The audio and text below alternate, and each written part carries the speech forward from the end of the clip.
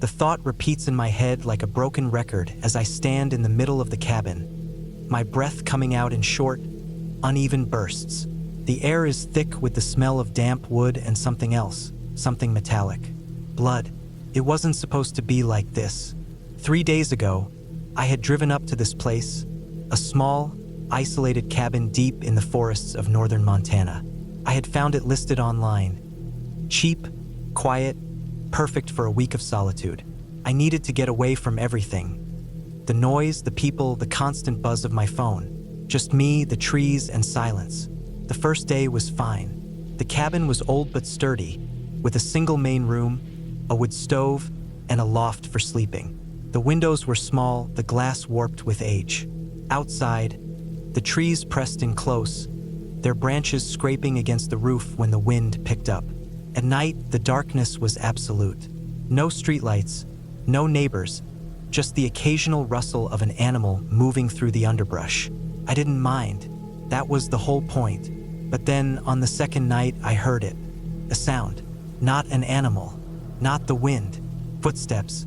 Slow, deliberate, circling the cabin. I had been reading by the dim glow of the oil lamp when it started. At first, I thought it was just the creaking of old wood settling. But then it came again. A soft thud against the side of the cabin, like someone testing the walls. I froze. The sound stopped. I told myself it was nothing. Maybe a deer, maybe a raccoon. But then, through the small, grimy window, I saw movement. A shadow just for a second passing by. Too tall to be an animal. Too deliberate. Someone was out there. My heart hammered against my ribs. I didn't move, didn't breathe. The oil lamp flickered, casting long, trembling shadows across the walls. Then the doorknob rattled, just once, gently, like whatever was out there was testing it. I hadn't locked it. The realization hit me like ice water. I had been careless, stupid. This place was so remote, so cut off from everything, that I hadn't even thought to check the locks. The knob turned. I lunged forward, slamming my weight against the door just as it began to open. Someone pushed back, hard. The wood groaned under the pressure. I threw the lock, my hands shaking so badly I could barely twist the bolt into place. A low, frustrated sound came from the other side. Then silence. I didn't sleep that night. I sat with my back against the door, a hunting knife from the kitchen clenched in my fist, listening, waiting. Nothing else happened. By morning, I had almost convinced myself it was my imagination. Maybe I had dreamed it. Maybe the isolation was getting to me. But then I saw the footprints. Fresh, deep imprints in the mud outside the window. Too large to be mine. Leading right up to the cabin, then circling it before disappearing into the trees. Someone had been here. I should have left then. Packed my things, gotten in my car, and driven straight back to town. But I didn't. I told myself it was just some hunter, some lost hiker. Maybe they had seen the light and come to ask for help. Maybe they had left when they realized the place was occupied. I was wrong. That night, it happened again. This time, they didn't bother with the door. I was in the loft, half asleep, when I heard the first scratch against the wall. A slow, deliberate drag of something sharp against the wood. Then another, and another. I sat up, my skin crawling. The scratching moved around the cabin, stopping beneath the window. Then silence. I held my breath. A hand slammed against the glass. I screamed. The sound tore out of me before I could stop it. The hand, pale, dirty fingers splayed against the pane, pulled back. Then, a face pressed close to the window. A man. His eyes were wide, unblinking. His mouth stretched into a grin that didn't reach his eyes. He just stared, like he was studying me, like he was waiting. I scrambled back, nearly falling off the bed. The knife was still downstairs. I was defenseless. The face disappeared. I didn't wait to see if he would come back. I ran down the ladder, across the main room, grabbing the knife, my keys, anything I could use to defend myself. The door was still locked, but the window wasn't. The glass shattered. I spun around just as the man climbed inside. He was tall, thin, dressed in dirty, torn clothes. His hair was matted, his face streaked with grime, and his eyes empty, hungry. He lunged at me. I swung the knife. The blade caught his arm, slicing deep. He snarled, more annoyed than hurt, and backhanded me across the face. Pain exploded through my skull. I stumbled, hitting the floor hard. He was on me in seconds. I fought, kicked, scratched, but he was stronger. His hands closed around my throat, squeezing. Black spots danced in my vision. Then a crack. The man's grip loosened. His eyes went blank. He slumped forward, collapsing on top of me. I gasped, shoving him off. Standing behind him was an older man, gripping a rifle. His face was grim, his hands steady. "You okay?" he asked. I couldn't speak. I just nodded, my whole body shaking. He kicked the intruder's body, making sure he was down. Been tracking this bastard for days. He's been hitting cabins up and down these woods. I stared at the body, at the blood pooling on the floor. I should have left when I had the chance. The older man helped me up, his grip firm. "Come on, let's get you out of here." I didn't argue. As we stepped outside, the first light of dawn was breaking through the trees. The air was crisp, clean. I never looked back.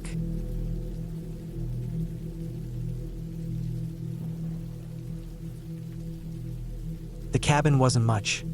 Just a small, wooden thing tucked between thick pines, the kind of place you'd rent for cheap when you wanted to disappear for a while. The air smelled like damp earth and pine needles, and the only sounds were the wind through the trees and the occasional snap of a branch under some unseen animal's weight. I arrived just before sunset, the sky streaked with orange and purple. The key was under a mossy rock near the front steps, just like the rental email said.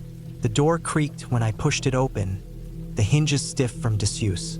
Inside, the place was musty but clean. A couch with faded upholstery, a wood stove in the corner, a kitchenette with an old propane burner. The bedroom had a single bed with a quilt that smelled like mothballs. I dropped my bag on the floor and cracked open a beer, sitting on the porch as the last of the daylight faded. The trees swayed in the wind, their shadows stretching long across the ground. It was peaceful, exactly what I needed after months of noise. City traffic, office chatter, the constant buzz of my phone. Night fell fast in the woods. By the time I finished my beer, it was pitch black outside, the kind of dark where you can't see your own hand in front of your face. I lit the kerosene lamp on the table, the flame flickering, casting shaky shadows on the walls. That's when I heard it, a slow, deliberate scrape against the side of the cabin. I froze. It could have been a branch, but there was no wind now. The air was dead still. Then it came again, a long, dragging sound, like something heavy being pulled across the wood. I told myself it was an animal, a raccoon, maybe a deer, but animals don't sound like that. They don't move like that. I grabbed the hunting knife from my bag, the blade cold in my grip. My heart pounded so hard I could feel it in my throat. The lamp's light wasn't much, but it was better than nothing. I held it up and stepped toward the window. The glass was grimy, but I could see outside, just the black outline of trees, the faint reflection of my own face staring back. Then movement. Something shifted near the edge of the tree line. A shape, tall, standing, not an animal. I ducked down, my breath coming fast. My hands shook so bad the lamp rattled. I set it on the floor, trying to steady myself. Maybe it was a hiker, maybe someone lost. But no one hikes at night, not out here. The scraping came again, closer this time, right outside the door. I backed into the bedroom, shutting the door as quietly as I could. The bed was against the far wall, the window there small, too small for a person to fit through. I crouched beside it, peering out. Nothing, just black. Then a shadow passed by the window, slow, deliberate. I dropped to the floor, my back pressed against the wall. The knife was slick in my hand. I didn't know if I could use it. I'd never stabbed anything before. A thud against the front door, then another, then silence. I waited. Minutes passed. Maybe they'd left. Maybe it was over. Then the bedroom door handle turned. I hadn't locked it. The door creaked open. I didn't move, didn't breathe.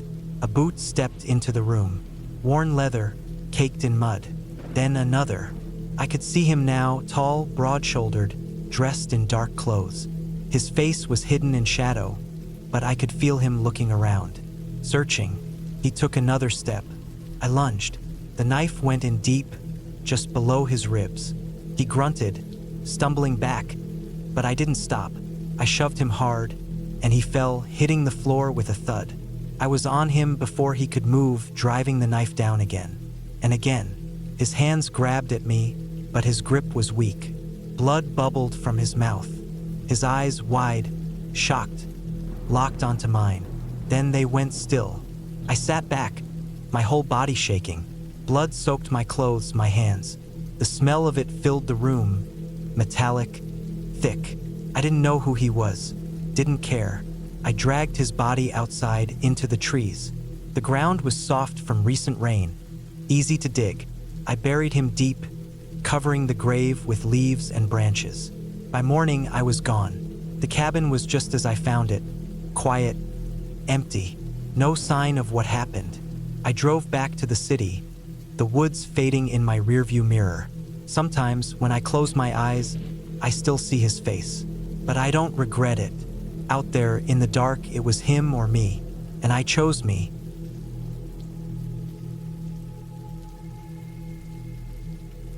The GPS had rerouted me due to road construction, leading me down a narrow, winding path through dense forest. The trees pressed in on either side, their branches scraping against the sides of my car like skeletal fingers. The sun had already dipped below the horizon, leaving only a dim twilight to guide me. My headlights cut through the growing darkness, but the road kept getting worse. Potholes, loose gravel, then nothing but dirt. I checked my phone. No signal. A low fuel warning blinked on the dashboard. I clenched the steering wheel tighter. The nearest town was still miles away, and I had no idea where I was. That's when I saw it. A small, weathered cabin tucked between the trees. A flicker of hope. Maybe someone was there. Maybe they could help. I pulled over, the tires crunching on dead leaves. The cabin looked abandoned. Paint peeling, windows dark, the front porch sagging under years of neglect. But there was a faint glow from inside. A candle? A lantern? I stepped out of the car, the cold air biting through my jacket. The forest was silent. No birds, no wind, just the sound of my own breathing. My boots sank slightly into the damp earth as I walked toward the cabin. The wooden steps groaned under my weight. I knocked. No answer. The door creaked open under my touch. Unlocked. Inside, the air was thick with dust and the smell of mildew. The glow came from an old kerosene lamp on a rickety table. The flame flickered, casting long, shifting shadows across the walls. The cabin was small. One room with a bed in the corner, a wood stove, and shelves lined with rusted tools. A hunting rifle leaned against the wall. Something felt wrong. I turned to leave, but the door slammed shut behind me. I hadn't touched it. My heart pounded. I wasn't alone. Footsteps, slow, deliberate, coming from the other side of the room. A shadow moved near the bed.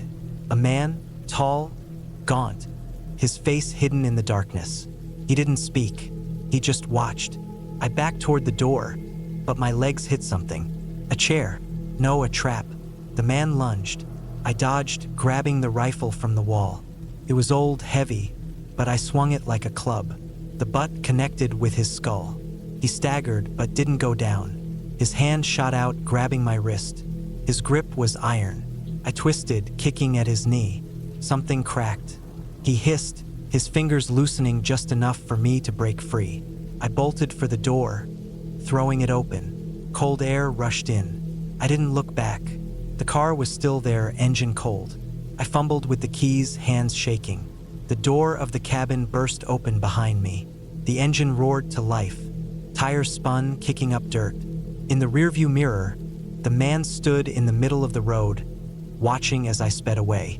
I didn't stop driving until I hit pavement, until I saw streetlights, until I was sure I was safe.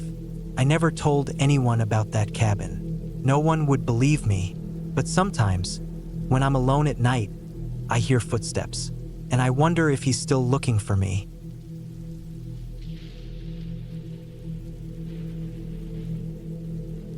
It had been one of those last-minute decisions that I would soon regret. The idea of a peaceful weekend retreat in a small cabin, far away from the bustle of city life, had seemed perfect. It was the middle of October, and the air was crisp. The trees were changing colors, and I could almost taste the fresh mountain air as I packed my things into the back of my old truck. I hadn't taken a proper break in a while, and after a few weeks of non-stop work, the thought of a solitary, quiet getaway in a cabin sounded like just what I needed. No distractions, no noise, just a few days to unwind and clear my head. I was 28 years old, and I'd lived in the city my whole life. I'd always wanted to experience the peace of rural living, even if just for a weekend. The cabin was located in a remote part of the Appalachian Mountains in eastern Kentucky. The GPS didn't show any immediate roads or signs nearby, which made me feel like I was heading into the heart of nowhere. But I didn't mind. The adventure itself felt appealing. The trip was supposed to take about 5 hours, and I was prepared for the long drive. The sun had started to set as I made my way through winding, narrow country roads that were less traveled. The headlights of my truck barely illuminated the path ahead, with the trees forming dark silhouettes against the evening sky. Every so often, I would pass an old farmhouse or a faded sign, but there was nothing particularly inviting about this area. It was quiet, and in some ways it felt like a place stuck in time. I arrived at the cabin just after nightfall. The cabin wasn't large by any means, a single-story structure made of old, weathered wood with a stone chimney. The roof was covered with moss, and the front porch had a single rocking chair that creaked as the wind blew through the trees. It looked like the kind of place where people went to escape from everything. There was a small gravel driveway leading up to the front steps, and a faint path that continued behind the cabin and disappeared into the dense forest. At first glance, it looked exactly how I'd imagined it: rustic, isolated, and charming. But as I unloaded my things from the truck, a strange feeling crept over me. It wasn't fear exactly, but more like an uneasy sensation. Maybe it was the isolation, or the eerie quiet of the night that seemed so heavy. The sound of the wind through the trees was the only noise, aside from the occasional rustle of leaves underfoot. No crickets, no distant dogs barking, no cars passing by, just silence. I shook it off, telling myself it was just the unfamiliarity of the place and the absence of noise. After all, I had chosen this for a reason. I needed peace, and this was as far removed from the city as I could get.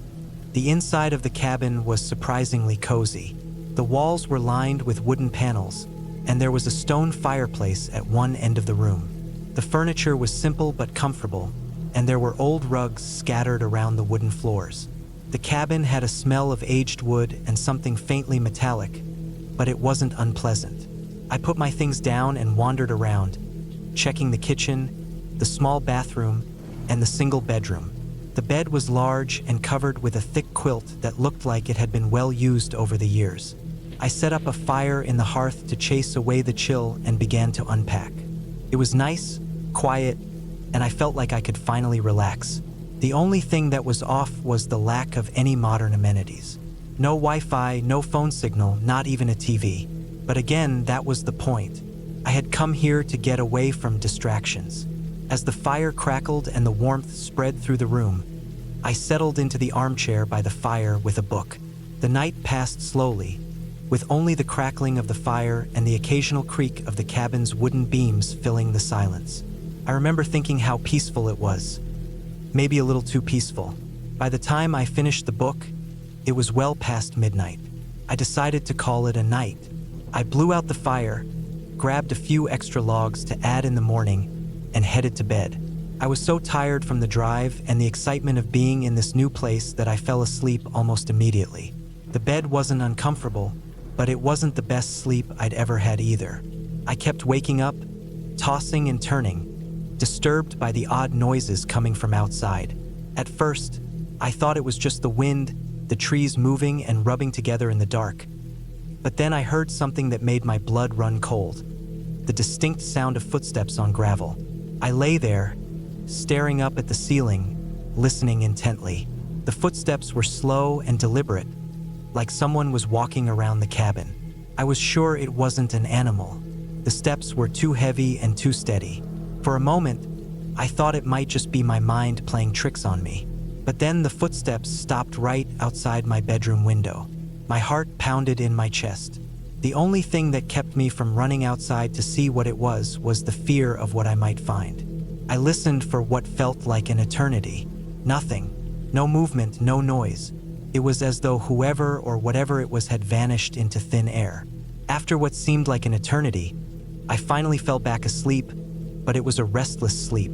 The noises outside continued throughout the night. Sometimes it sounded like someone walking around the cabin. Other times it was as if something was tapping against the walls. Each time I woke up, my heart would race, but I couldn't bring myself to investigate. It was a small cabin and I was alone. It was easy to imagine that my mind was just playing tricks on me. By morning, the sun was already high in the sky, and I felt exhausted. I tried to shake off the unsettling feeling and decided to head outside. Maybe some fresh air and a walk in the woods would clear my head. I grabbed a jacket and headed out the door. The moment I stepped outside, I noticed something strange. The gravel path that led to the cabin's front steps was disturbed. It was as though someone had walked across it recently, but there was no sign of anyone else. No footprints, no tire marks, just the usual scattering of leaves and dirt. The unsettling feeling crept back into my chest. I wasn't sure if I should be worried or if I was just letting my imagination run wild. Still, I couldn't ignore the oddity of it all.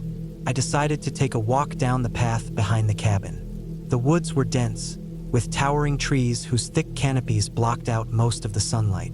The air smelled fresh, and the sounds of the forest were all around me.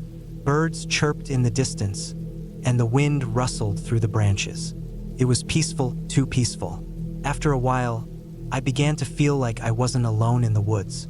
The feeling of being watched kept creeping up on me, and I kept glancing over my shoulder, half expecting to see someone following me. But each time I turned, there was nothing, just trees, rocks, and the occasional rustle of wildlife. When I reached a small clearing, I stopped to catch my breath. That was when I saw it, a broken branch, freshly snapped, lying across the ground. It was odd because I hadn't seen anything like that in the rest of the woods.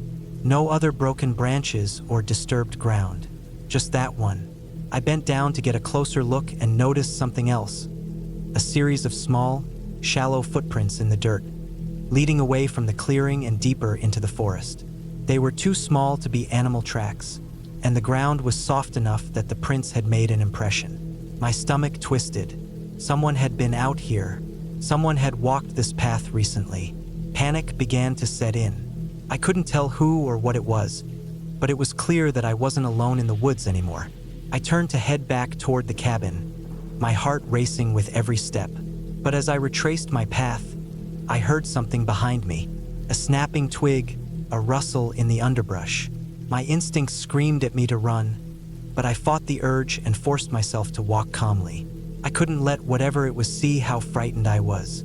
When I made it back to the cabin, I locked the door behind me and drew the blinds.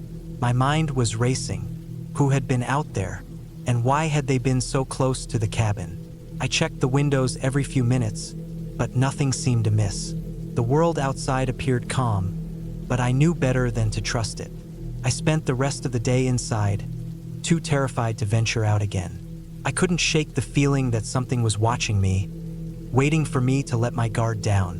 When nightfall came, I barricaded myself in. No footsteps, no tapping, just the silence.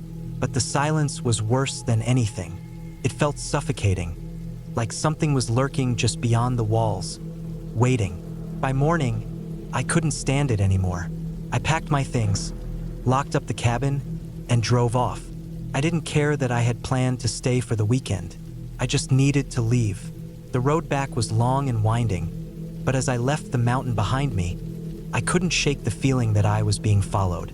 Every turn, every corner, I kept glancing in my rearview mirror, but there was nothing, just the empty road, stretching on ahead. I never went back to that cabin. Couldn't. The memory of the footsteps, the broken branch, The feeling of being watched stayed with me long after I had returned to the city. I had never experienced fear like that before, the kind that seeps into your bones and stays with you long after.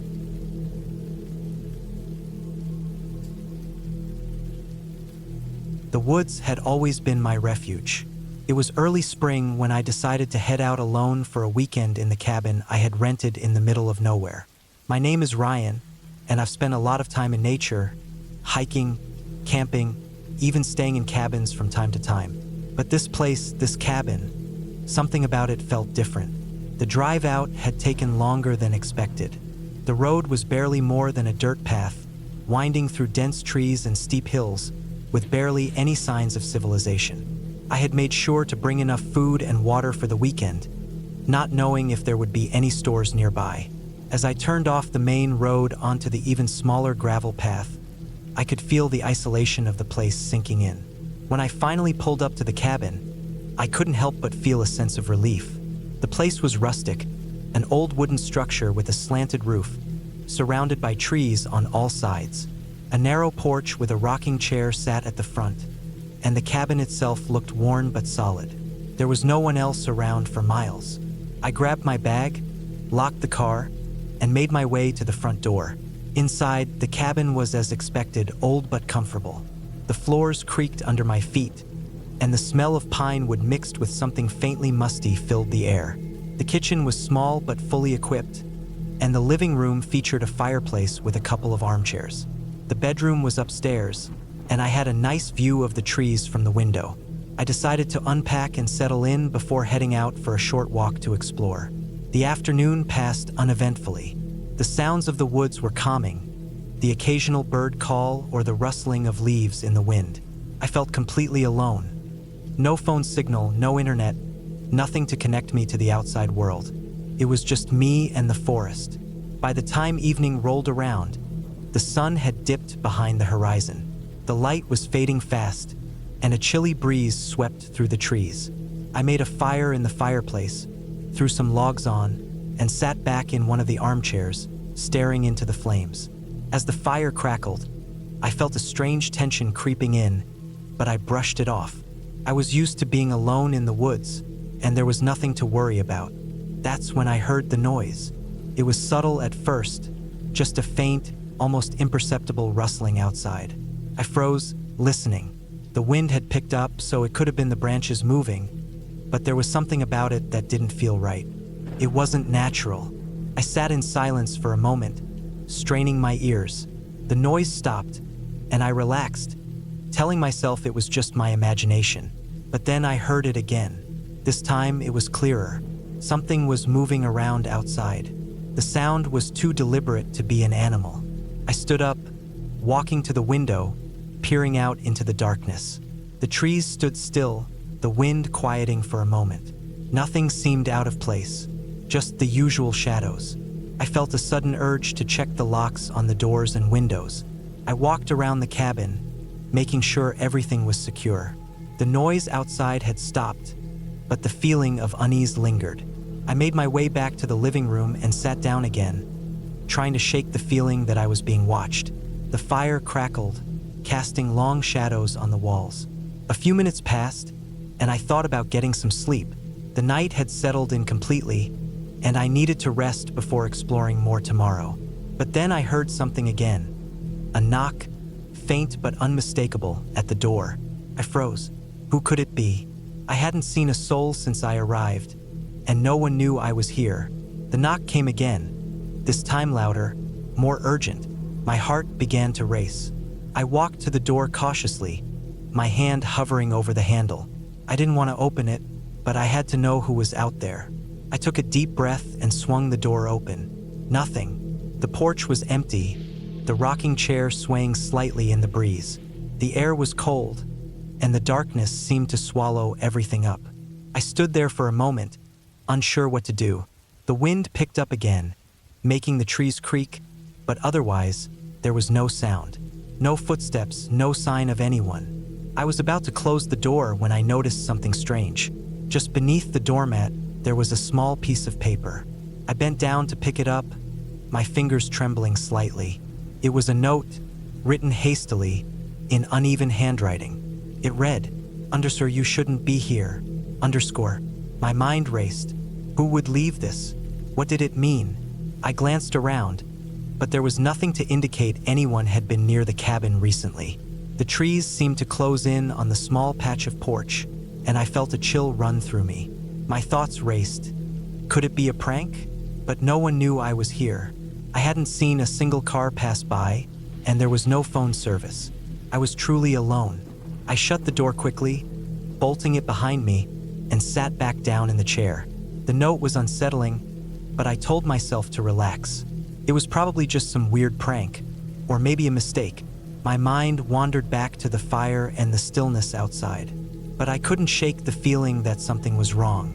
As the night wore on, I couldn't get comfortable. The fire had burned low, and I was left with only the faint glow of embers.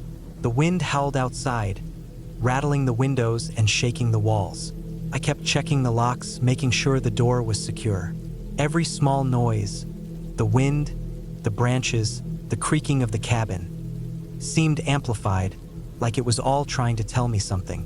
At some point, I must have dozed off. I woke up to a loud bang, a crash that echoed through the cabin. I shot up, my heart pounding in my chest.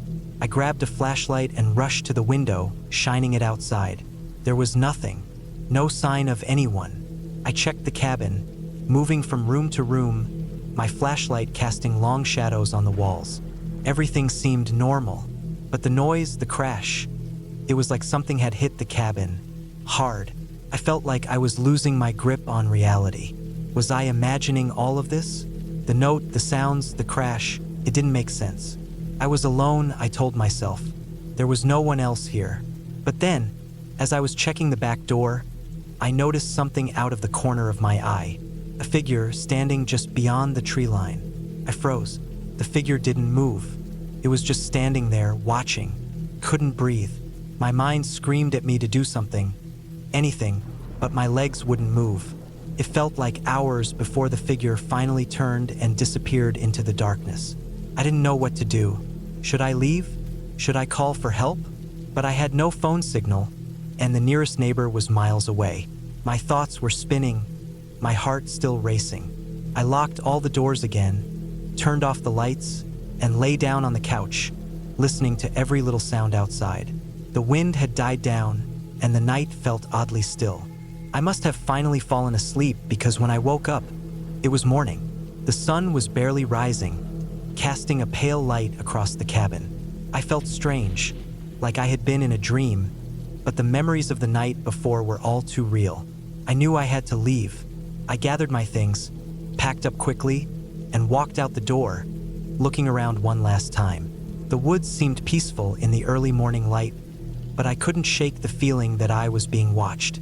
I got in my car and drove away, the cabin slowly disappearing behind me. The drive back to civilization was a blur. My mind was racing with questions. Who left the note? What had happened during the night? But there was one thing I knew for sure. I would never go back to that cabin. Not ever again. The woods were beautiful, but they held something else. Something that didn't want to be found.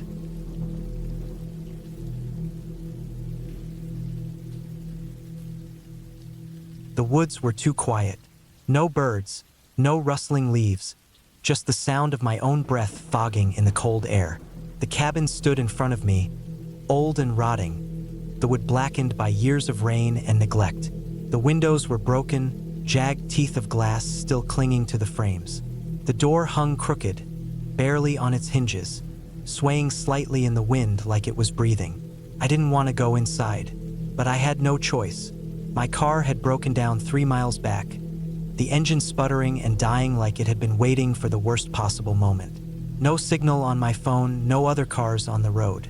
Just trees, endless trees, and this cabin. The sun was already sinking behind the mountains, turning the sky a deep red.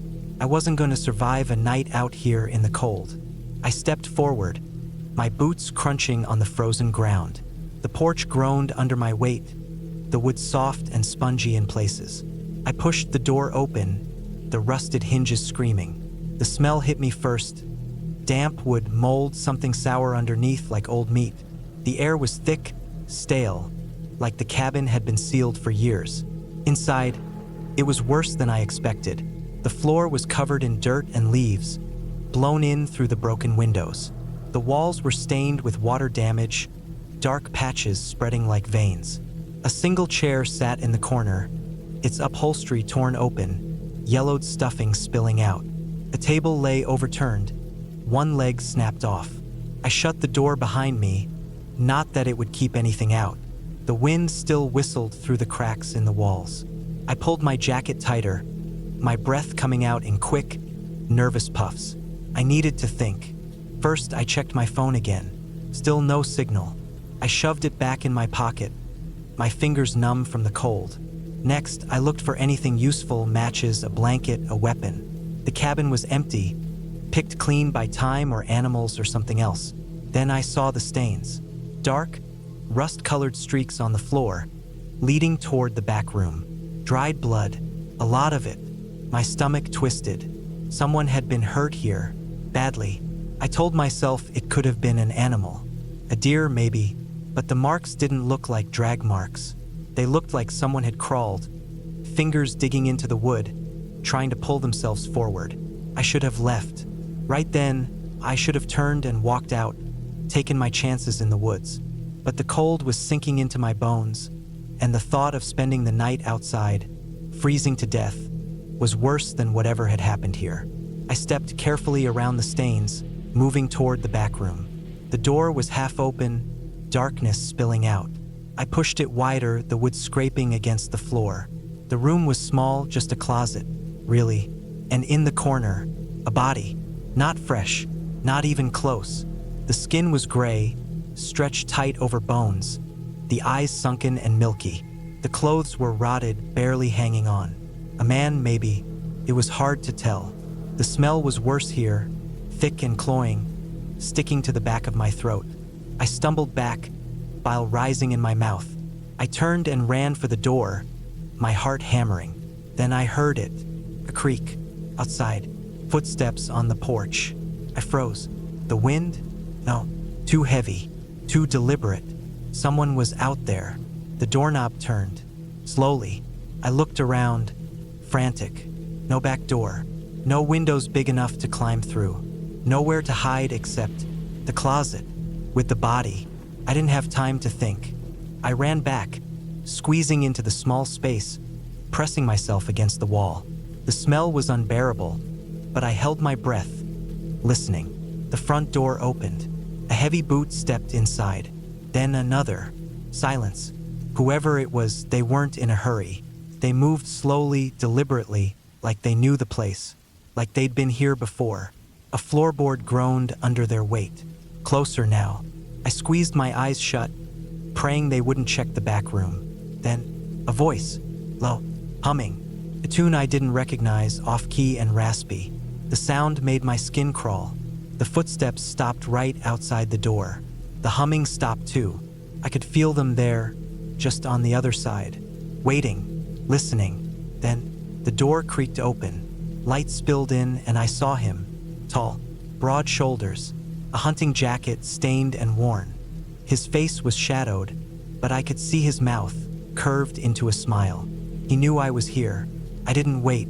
I lunged, shoving past him, knocking him off balance. He grunted, grabbing for me, but I was already running, sprinting for the front door. Cold air hit me as I burst outside.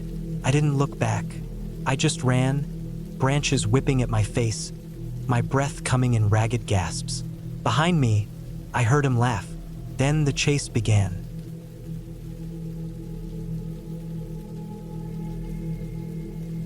The trees loom over the narrow dirt road, their branches twisting like skeletal fingers against the gray sky. My car groans as it rolls over the uneven ground, tires crunching over dead leaves and broken twigs. The GPS lost signal an hour ago, and now I'm just following the faded signs nailed to the trees. They're peeling paint barely readable. Black pine cabin, 5 miles. I tighten my grip on the steering wheel. The air inside the car is thick with the smell of pine and damp earth. My phone lies useless on the passenger seat. No bars, no signal, nothing. Just the silence of the woods pressing in. The cabin comes into view suddenly, a dark shape nestled between the trees. It's smaller than I expected, the wood old and weathered, the roof sagging in the middle. The windows are black, reflecting nothing. No light, no movement, just empty. I kill the engine and sit there for a moment, listening. The only sound is the wind rustling the leaves. No birds, no animals, just silence. I step out, my boots sinking slightly into the soft earth. The air is colder here, sharp in my lungs. The cabin's front porch creaks under my weight as I walk up the steps. The door is unlocked, just like the rental listing said it would be. Inside, the air is stale, thick with the scent of dust and old wood. The living room is small, a worn-out couch facing a stone fireplace. The kitchen is to the left, the countertop stained, the sink rusted. A single light bulb dangles from the ceiling, unlit. I drop my bag on the floor and walk to the window. The woods stretch out endlessly, the trees standing like silent sentinels. No neighbors, no roads, just wilderness. Night falls fast. I light the oil lamp I found in the cupboard, its weak glow barely pushing back the darkness. The wind picks up outside, howling through the cracks in the walls. The cabin groans, the sound of old wood settling, or something else. I try to ignore it. Sleep doesn't come easy. The bed is stiff, the sheets smelling of mildew.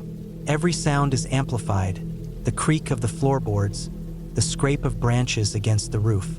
At some point, I hear something else, a soft thud, like something heavy being set down. I sit up, listening. Nothing. I tell myself it's just the wind, just the cabin settling.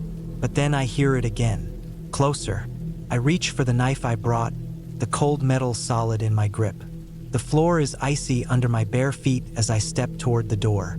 The hallway is dark, the lamp's glow not reaching this far. Another sound. From the living room. I move slowly, my breath shallow. The living room is empty. The fireplace is cold. The couch untouched. But the front door is open. Just a crack. I know I closed it. The wind pushes it wider, the hinges whining. Outside, the trees sway, their shadows stretching toward the cabin like grasping hands. Then I see it. Footprints. Muddy, fresh, leading from the door to the couch. Someone was here. Someone is still here. I don't call out. I don't move. I just listen. And then I hear breathing. Not mine. From the kitchen. I turn just as the figure lunges. A man, tall, gaunt, his clothes ragged, his eyes wild. He moves fast, his hands reaching for me. I slash with the knife, catching his arm. He snarls, stumbling back, but he doesn't run. He just watches me. Then he smiles, and I realize he's not alone. Shadows shift in the hallway. Another man, then another. They've been here the whole time, waiting. I don't scream. I don't beg. I run. Out the door, into the woods, the cold air burning my lungs. Branches whip at my face, my feet slipping on wet leaves. Behind me, I hear them. Footsteps, laughter. They're hunting me, and in these woods, no one will hear me die. The ending. I don't know how long I've been running. My legs ache, my chest on fire. The trees all look the same, endless, suffocating. I trip, crashing hard onto the ground. Mud soaks into my clothes. I try to get up, but my body won't move. Then I hear them. Close. Too close. I roll onto my back just as the first man steps into view. His face is shadowed, but I see the glint of something in his hand. A knife, a rope, I don't know. The others appear behind him, circling me. No words, no demands, just silence. The last thing I see is the sky, dark, endless, before something heavy cracks against my skull. And then, nothing.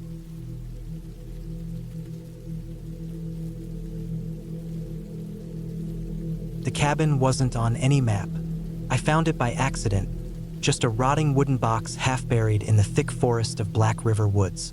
The trees here were too close together, their branches tangled like skeletal fingers. The air smelled wet and old, like rain-soaked dirt and something else. Something sour. I was supposed to be camping, just a weekend alone, away from the noise of the city. My backpack had everything I needed: a sleeping bag, canned food, a knife. I wasn't scared of the woods, not at first. But then the rain started, came down hard, turning the ground into mud. My tent was cheap, and within minutes, water was seeping through the fabric. That's when I saw the cabin, a dark shape between the trees, barely standing. The roof sagged, and the door hung crooked on its hinges. But it was shelter. I pushed the door open. The wood groaned like it was in pain. Inside, the air was thick with dust and the smell of mildew. The floorboards creaked under my weight, threatening to give way. There was a single room with a rusted wood stove in the corner, a broken chair, and a mattress stained with things I didn't want to think about. I dropped my bag near the door and wiped the rain from my face. The storm outside was getting worse. Thunder rolled over the trees, shaking the walls. I told myself I'd stay just for the night. That was my first mistake. I woke up to a sound. Not the rain, not the wind, something else. A scratching, like fingernails dragging over wood. I sat up, my heart slamming against my ribs. The cabin was pitch black. My flashlight was in my bag, just a few feet away. I reached for it, my fingers brushing against the cold metal. The scratching stopped. I held my breath, listened. Nothing. Maybe it was an animal, a raccoon or a squirrel. Maybe it was the wind.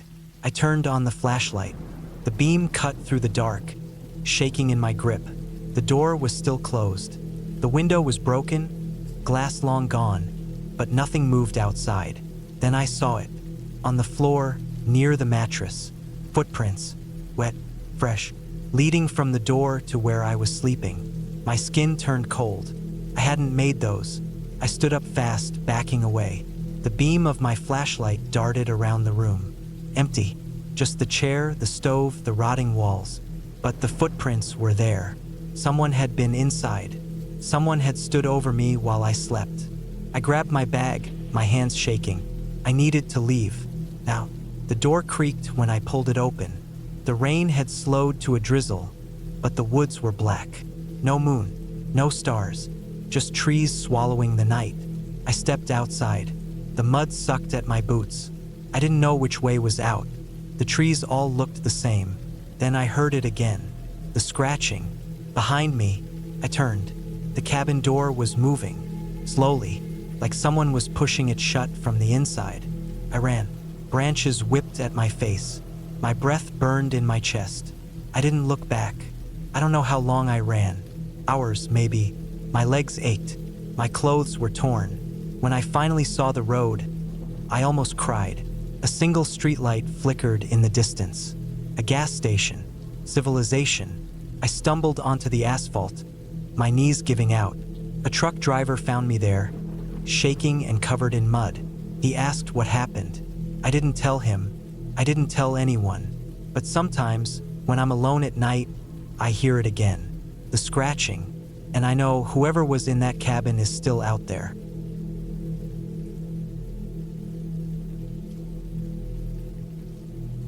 I had never been the type to seek adventure. I was more of a homebody, comfortable with the quiet hum of my apartment in the city. But when my old college buddy, Jake, invited me to join him for a weekend in the woods, I thought it might be nice to escape the grind for a couple of days.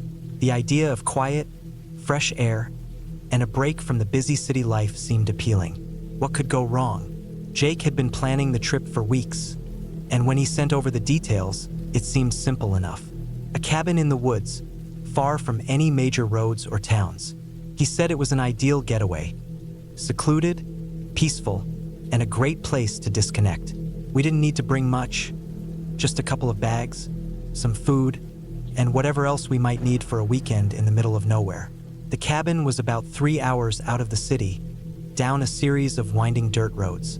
When we finally pulled up, it looked exactly like I expected. A small, rustic place made from old wood, nestled deep in the trees. It was charming in an unpolished way.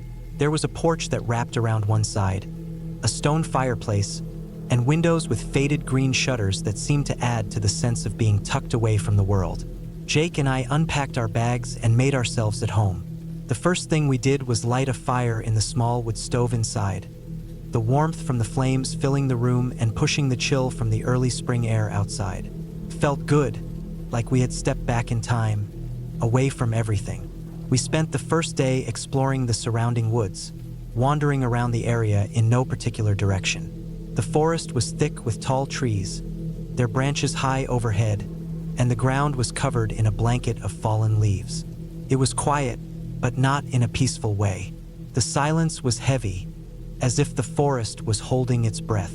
That night, after a simple dinner of canned soup and bread, we sat outside around the fire pit. The flames crackled and popped, and I couldn't help but notice how dark it was.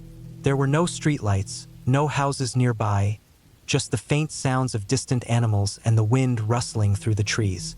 As we sat there, the quiet seemed to press in on us, a weight I couldn't shake. Jake didn't seem to mind. He was relaxed, enjoying the solitude, but I couldn't stop myself from glancing around every few minutes, wondering if there was something out there in the dark. I told myself it was just my mind playing tricks on me. After all, we were miles away from the nearest town. The only other people around were probably the occasional hunter or hiker. We decided to call it a night not long after dark fell. The fire was dying down, and the temperature was dropping fast. Inside, we made ourselves comfortable on the worn couch, the cabin's old walls creaking in the wind. The fire was still warm in the stove, and the low glow of the embers made the room feel cozy. I tried to sleep, but every so often, I would wake up, the feeling of something being wrong gnawing at the edges of my mind. It wasn't until the second day that things started to feel off.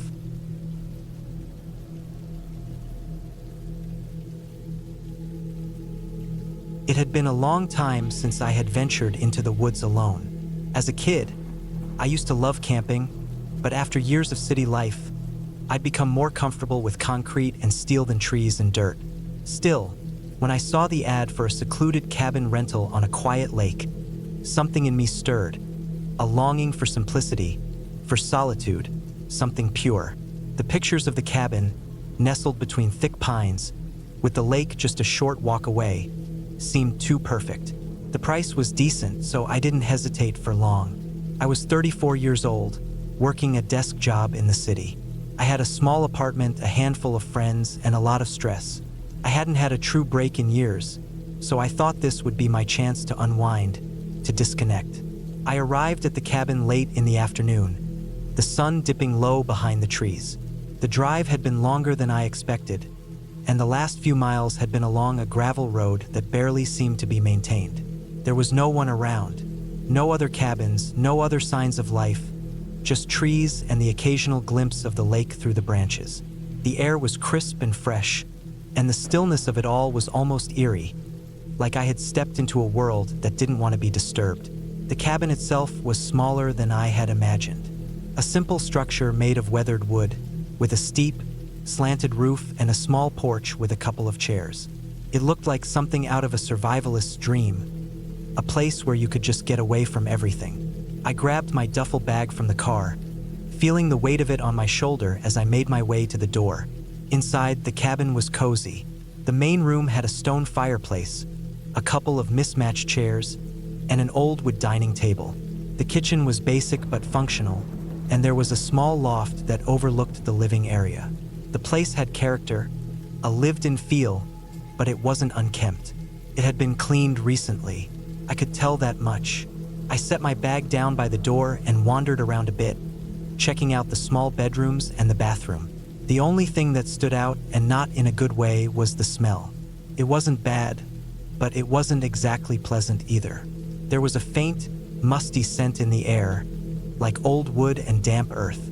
I couldn't quite place it, but it was strong enough to be noticeable.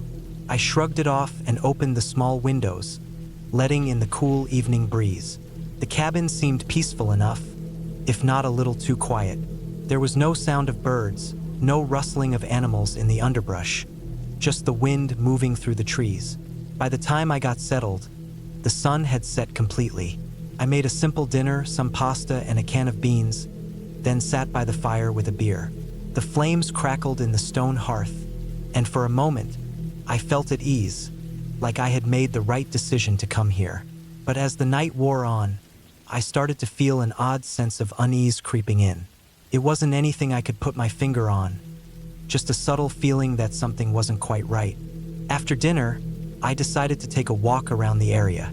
The air was getting colder, and the sky was full of stars, so bright it almost felt like they were too close. The path from the cabin led down to the lake, a small body of water surrounded by thick trees. It was beautiful, but something about the place gave me the chills. The stillness of the lake, the lack of sound. It was as though the world had gone silent just for me.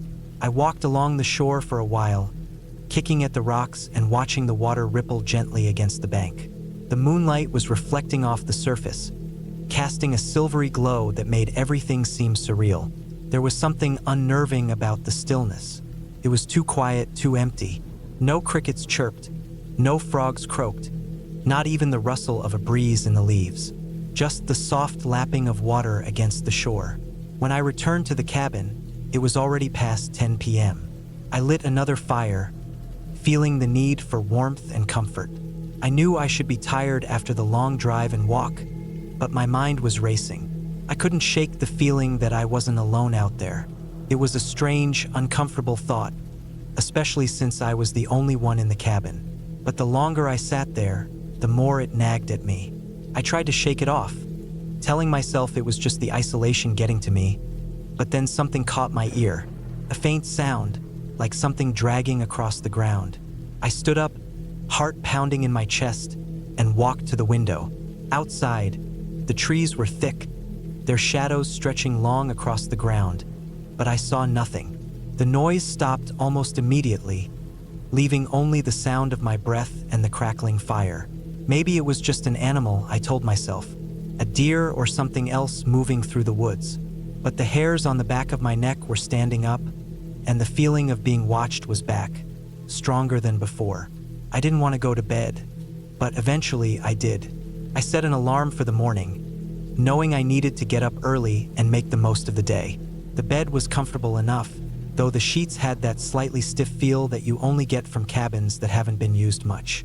I lay there for a while, staring at the wooden ceiling, listening to every creak and groan of the cabin settling. Then I heard it again. At first, it was just a soft thud, then a scraping sound, like something dragging across the wooden floorboards.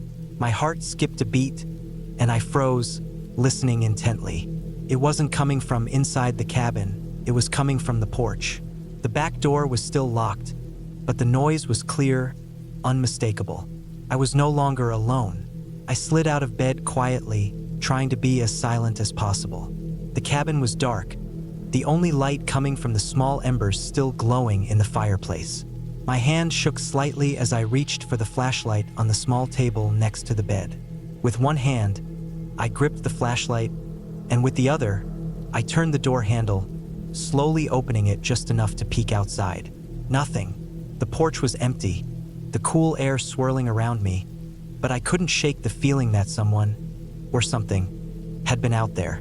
I stepped outside cautiously, shining the flashlight across the porch, the beam cutting through the dark. I saw nothing but the wooden steps leading down into the darkened yard. I was on edge now, adrenaline coursing through me. I checked the door to make sure it was locked, then turned to walk back inside.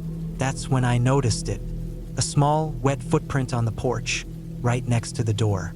It wasn't mine. I was sure of it. I backed into the cabin, locking the door behind me. My breath came in short gasps, and my hands were clammy. My mind raced with questions. Had someone been out there? Why didn't I hear anything? What did they want? I couldn't make sense of it. I didn't sleep much that night.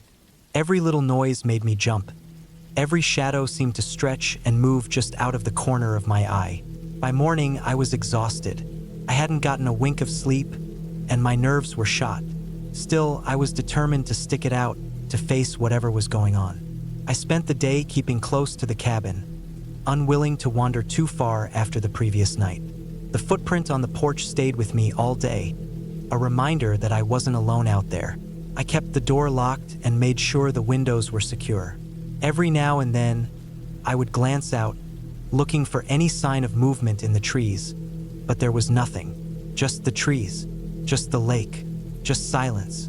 That evening, I decided to take a closer look at the surrounding woods, hoping to find some sign of what had been going on. I grabbed my backpack, threw in some snacks and water, and set out on foot, following the narrow trail that led through the trees. The woods were dense, the trees thick and towering above me, blocking out most of the light. The path was uneven, and I had to watch my step carefully. The deeper I went, the quieter it became. The air grew colder, and a strange tension seemed to hang in the air, thick and oppressive. I wasn't sure how far I had walked when I found it, the clearing. It wasn't large, but in the center of it stood a strange structure, partially hidden by the undergrowth. At first, I thought it might be an old shed or an abandoned structure, but as I got closer, I realized it was something else entirely. A small, dilapidated cabin, much older than the one I was staying in. Its windows were boarded up, the door barely hanging on its hinges. It was covered in moss and vines, half sunken into the ground, as though it had been there for decades. My heart began to race. Something about this place felt wrong, like I wasn't supposed to be here. I stepped closer, my breath shallow. My eyes scanned the area for any signs of life, but all I could hear was the wind moving through the trees. The cabin felt abandoned, forgotten, but the hairs on the back of my neck stood on end. Then I saw it, a small trail of footprints, leading from the old cabin toward the trees. I didn't think. I turned and ran back toward the main path, my footsteps quick and frantic. My mind was spinning. Whoever or whatever had been out there, it wasn't something I wanted to mess with. I didn't look back, not once. The cabin, the footprints, everything about it felt like a warning. I made it back to the cabin, locked the door.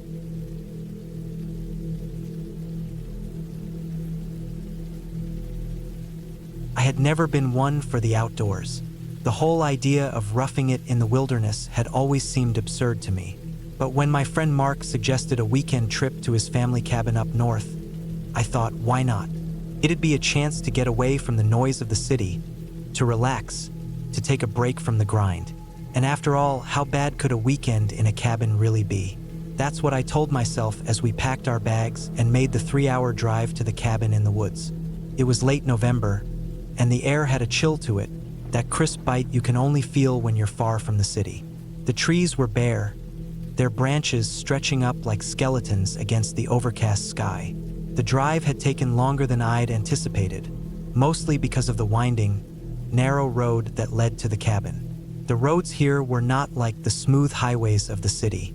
They were cracked and rough, uneven, and I kept wondering how long it would take for my car to get stuck or break down. But Mark reassured me that it was fine, that the cabin had everything we needed: firewood, a generator for power, even a landline phone in case of emergencies. It wasn't a luxury place by any means, but it was warm, it was secluded, and most importantly, it was quiet. Just what I needed. As we pulled into the gravel driveway, the cabin came into view. It was small, probably no more than 2 rooms. The roof was a dull gray, and the exterior would have seen better days. Peeling paint, some of the shingles loose, but still standing. There was a small porch with a couple of chairs facing the woods, and beyond that, nothing. Just trees. Nothing for miles. Perfect for getting away from everything. We grabbed our bags and headed inside, the door creaking as Mark turned the handle. It was colder inside than I expected, and there was a musty smell, like something had been closed up for a while. The wood floors were old, with cracks that ran deep, and the furniture, simple, sturdy, was made from dark, heavy wood. The kitchen had everything we needed, though it was old-fashioned, the stove a rusted shade of red. There was a fireplace in the living room, and the wood stacked neatly beside it. The generator hummed quietly outside, a constant reminder that this place wasn't quite as isolated as it seemed. Mark immediately started to unpack and prepare the fire. He was used to places like this. He'd spent summers in the woods growing up, so it was all second nature to him. I, on the other hand, was already starting to feel uneasy. The place was too quiet, too still. The silence seemed to press in around me, filling the space in a way that felt wrong. As Mark worked to get the fire going, I took a look around the cabin. There was a small bookshelf by the window with a few old novels and fishing magazines. A faded rug covered part of the floor, and there was a table with mismatched chairs, all of them worn from years of use. I wasn't sure why, but the more I looked around, the more I felt a sense of discomfort. Something about the cabin just didn't sit right with me. "Hey, you okay?"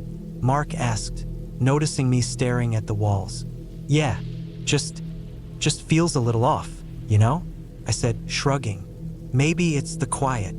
Mark laughed and tossed a log into the fire. "It's the woods, man. That's how it is out here. You'll get used to it." I nodded, though I wasn't so sure. I hadn't spent much time in places like this. I wasn't used to being so far from civilization, with nothing but trees and wilderness surrounding me. Still, I told myself I'd get used to it. It was just for a couple of days, and Mark was right. It was quiet. That was the whole point. A break from the constant noise of the city. I could handle it.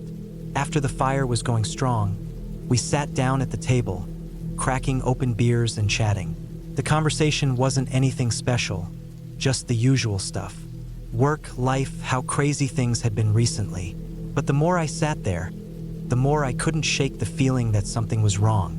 I kept hearing sounds from outside, things that I couldn't quite explain. A branch cracking, the sound of footsteps in the snow. But every time I looked out the window, there was nothing. Just darkness, just trees. Around midnight, the fire had burned down to glowing embers, and we both decided to turn in. Mark took the couch, and I got the small bedroom off the living room. The bed was uncomfortable, the sheets stiff and cold. I pulled the blanket up around me, trying to settle in, but sleep wouldn't come. The silence was too loud. Every small noise, every crack in the walls, every creak of the floor seemed amplified in the stillness of the cabin. And then there were those footsteps again, not from the woods, but from inside the house. At first, I tried to tell myself it was just the house settling. Old buildings made noises, right?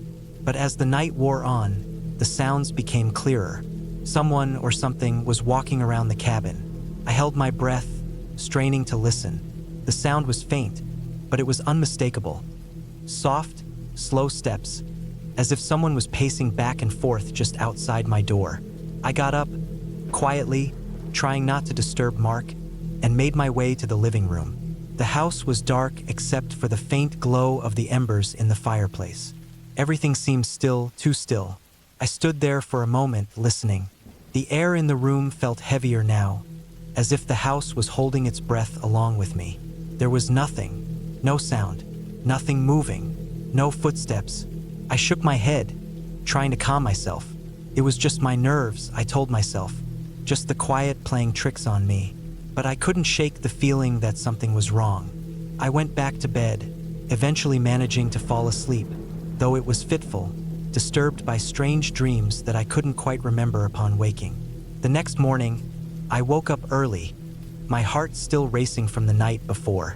The sun had just begun to rise, casting pale light through the trees outside. The woods looked different in the daylight, less threatening, more peaceful. Mark was still asleep on the couch, snoring softly. I decided to go for a walk, just to clear my head. The fresh air would help. I grabbed my jacket and stepped outside, the cold air biting at my skin. The snow crunched beneath my boots as I walked down the path that led into the woods. The trees were bare, their branches stretching up to the gray sky like skeletal arms. But as I walked deeper into the woods, I started to notice something strange. The tracks. They were fresh, clear in the snow. Footprints, big ones, leading off into the trees. The footprints were too large to be from a deer or any other animal I knew. And they didn't look like human tracks either. They were irregular, the steps uneven. My heart began to race. Who had been out here? I followed the tracks for a while, trying to calm myself. But the deeper I went, the more uneasy I became. The woods felt wrong. There was no sound now, no wind, no birds, just silence. And those tracks, they didn't lead anywhere specific, just deeper into the woods. Finally, I turned back, not wanting to go any farther. My mind was racing with questions. Who had been out here? And why did it feel like I was being watched? When I returned to the cabin, Mark was awake, sitting on the couch and staring at the fire. "You all right?" he asked, looking up when I came in. "Yeah, just needed some air," I said, but the words didn't come out the way I wanted them to. My voice didn't sound like mine, sounded tight, strained. Mark raised an eyebrow but didn't say anything. He didn't need to. He could see the unease in my eyes. We spent the rest of the day inside, keeping the fire going and trying to shake off the feeling that had settled in the pit of my stomach. But as night fell, that feeling only grew stronger. I tried to convince myself it was just my imagination, but the feeling was real. It wasn't just in my head. Something was wrong. Something was out there. Something was in the woods.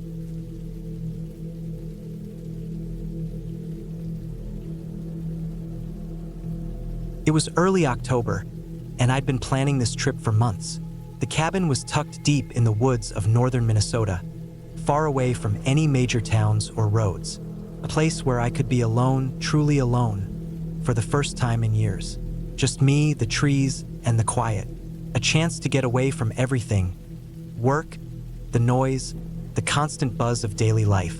I was 32 years old, an office worker by trade, but an outdoorsman at heart. I grew up hiking, camping, and fishing. I'd gone on solo camping trips before, but this was different. This was my first time staying in an actual cabin in the woods, and I was excited about the privacy it would offer. No one to bother me, no phone service, no distractions.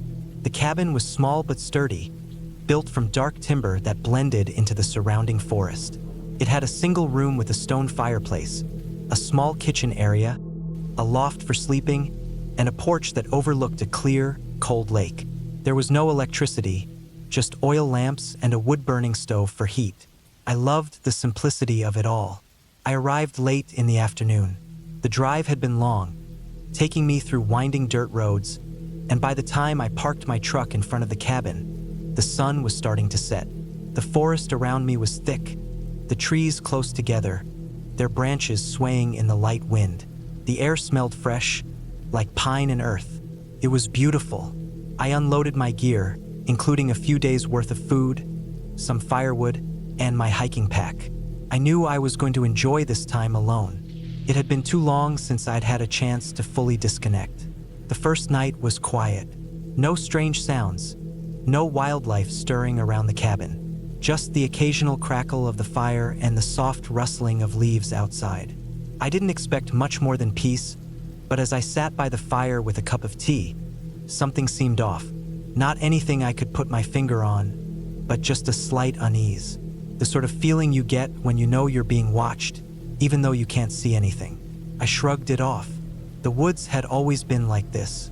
It's easy to let your imagination get the better of you when you're out there alone. The next morning, I went for a long hike around the lake. The forest was dense, the path barely visible in places, but I had a good map, and I knew my way around. The sun was high in the sky, and the air had warmed up by the time I reached the far side of the lake, where there was a small, rocky outcrop that jutted out into the water. I stopped there for a while, soaking in the silence. There was nothing but the sound of the wind and the occasional bird call. I wasn't sure why, but I felt at ease. The previous day's unease seemed like a distant memory now. I could see the cabin in the distance, nestled among the trees, a small figure against the vastness of the forest. It wasn't until I turned to leave that I noticed something odd. A series of footprints leading toward the lake. They weren't animal prints, these were human, and they were fresh. The mud around the edge of the lake was soft, and the prints were clear. They didn't look like they'd been made more than a few hours ago. My heart skipped a beat. I knew I was miles from the nearest road, and I hadn't seen another soul on my hike. I'd been the only one in the cabin area when I arrived the day before. But these prints, someone had been here recently. I followed them for a while, the tracks fading as I got further from the lake. They didn't seem to lead anywhere in particular, just meandering through the trees, almost aimlessly.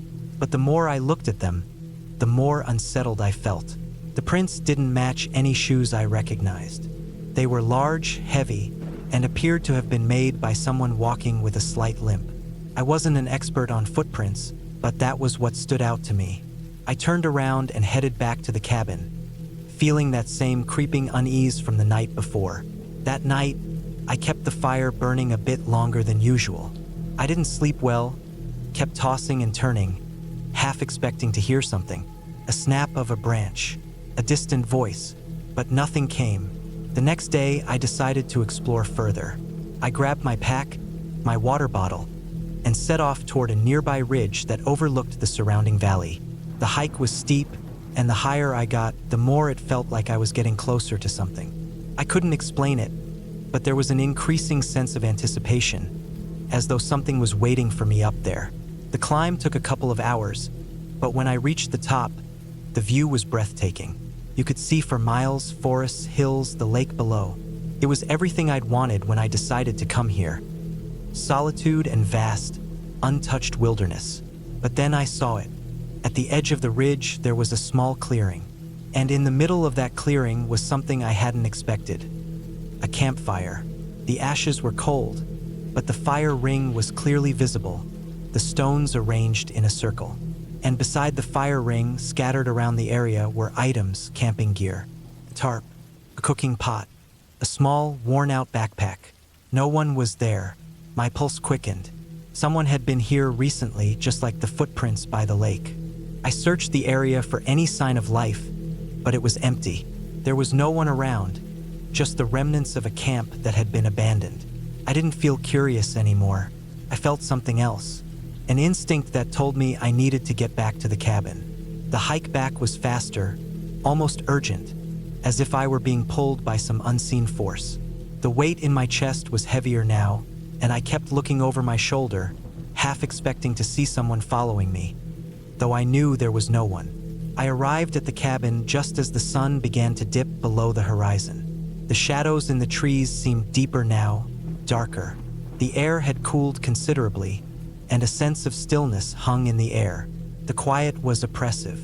I spent the rest of the night inside, staring at the fire, listening to the wind outside, waiting for something. Anything. I didn't know what, but I was waiting for it. That night, I didn't sleep at all. The feeling that I wasn't alone in the woods kept me awake, my mind racing through every possible explanation. A lost hiker? Someone else staying at another cabin nearby? But the cabin was supposed to be the only one for miles. I had checked when I made my reservation. At some point during the night, I heard a noise. A crack, like something heavy breaking, came from the woods. I froze, holding my breath, listening. Another crack, followed by the distinct sound of something scraping along the ground. I couldn't tell if it was far off or just outside the cabin, but I knew I wasn't imagining it. Someone was out there. And it wasn't just an animal. I grabbed the nearest thing I could find, a heavy log from the fireplace, and held it close, just in case. My heart was pounding, my mind racing with 1,000 possibilities. What did they want? Why were they out there? The noise stopped suddenly. The forest went completely silent. For a long time, I didn't hear a single thing. No rustling leaves, no wind, just pure, oppressive quiet. Eventually, I forced myself to leave the cabin. I wasn't about to sit inside all night waiting for something to happen. I opened the door slowly, peering outside, but the woods were still. The moonlight barely filtered through the trees, leaving the forest dark and impenetrable. But there was something new now, footprints. Fresh prints in the dirt just outside the cabin door, and they led off into the woods. That was when I realized the truth. I wasn't alone out here. Someone had been watching me. Someone had been following me. I didn't know what they wanted, but I knew one thing for sure. It was time to leave. The cabin was no longer a place of peace. It was a place of fear. I grabbed my things, packed up my truck, and drove away. As I left the woods behind me, I couldn't shake the feeling that I was still being watched, and I never went back.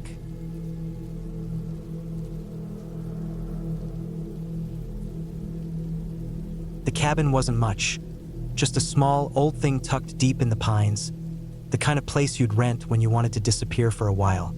The walls were rough logs, the windows thin and rattling in the wind. The front porch sagged under my weight as I stepped onto it, the wood groaning like it hadn't held a person in years.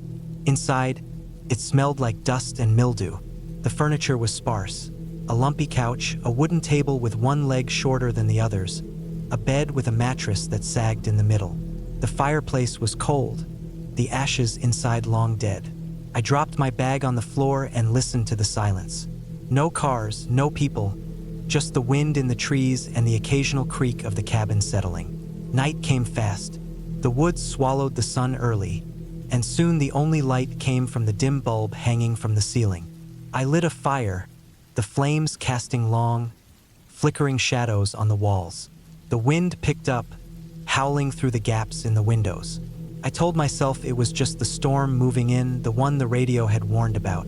Then I heard the footsteps. At first, I thought it was the cabin again, the old wood shifting. But this was different, slow, deliberate. Something moving outside. I froze, listening. The sound stopped. Maybe an animal, a deer or a raccoon. Then it came again, closer this time. I stood up slowly, my heart hammering. The firelight made the windows into black mirrors, reflecting nothing but the room behind me. I couldn't see outside. The footsteps circled the cabin. Not running, not frantic, just walking, like someone taking their time. I grabbed the knife from the kitchen drawer. The handle was sticky, the blade dull, but it was better than nothing. My breath came fast, my hands shaking. A knock, a single, heavy knock on the front door. I didn't move, didn't breathe. Another knock, harder this time. The door rattled in its frame. Then silence. I waited, gripping the knife so tight my fingers ached. Minutes passed. Maybe they'd left. Maybe it was just some drunk hunter who'd gotten lost. Then the doorknob turned. Slowly, so slowly. The lock held, but the knob kept twisting, back and forth, like someone testing it. I backed up, my legs hitting the couch. The knife felt useless now. If they got inside, what was I supposed to do? The twisting stopped. For a second, I thought it was over. Then the window beside the door shattered. Glass exploded inward, scattering across the floor. A hand reached through, groping for the lock. I didn't think. I ran. The back door was old, the wood swollen from years of rain. I threw my shoulder into it once, twice. It burst open, and I stumbled into the cold night. The woods were pitch black. No moon, no stars, just trees swallowing everything. I ran, branches whipping at my face, my feet sinking into the wet earth. Behind me, I heard the cabin door crash open. I didn't look back. I ran until my lungs burned, until my legs gave out. I collapsed behind a fallen tree, pressing myself into the dirt, trying to quiet my breathing. Silence. Had they followed me? I waited, listening. The wind rustled the leaves. Somewhere far off, an owl called. Then crunching leaves. Slow, steady steps. They were coming. I held my breath. The footsteps stopped, right on the other side of the log. I could hear them breathing. Then a laugh, low, quiet, like this was all some game. I squeezed my eyes shut. A hand grabbed my ankle. I screamed, kicking, scrambling backward. A figure loomed over me, face hidden in shadow. I swung the knife blindly. It hit something, a grunt. The figure staggered back. I didn't wait. I ran again, deeper into the woods, my pulse roaring in my ears. I don't know how long I ran. Hours, maybe. The trees thinned, and suddenly I was on a road. Gravel under my feet, the sky starting to lighten. A truck rounded the corner, headlights cutting through the dark. I waved my arms, screaming. The truck skidded to a stop. The driver rolled down the window, eyes wide. "Jesus, you okay?" I looked back at the woods. Nothing moved. "Yeah," I gasped. Just get me out of here." As the truck pulled away, I watched the trees shrink in the distance. I never found out who was in that cabin, but I know they're still out there.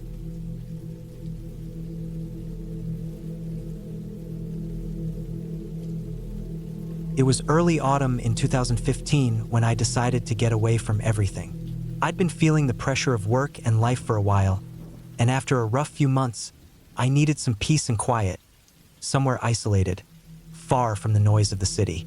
My name is Jake, and I'm 30 years old. I've always enjoyed the outdoors, but I've never really been a woodsman or an expert in surviving the wilderness.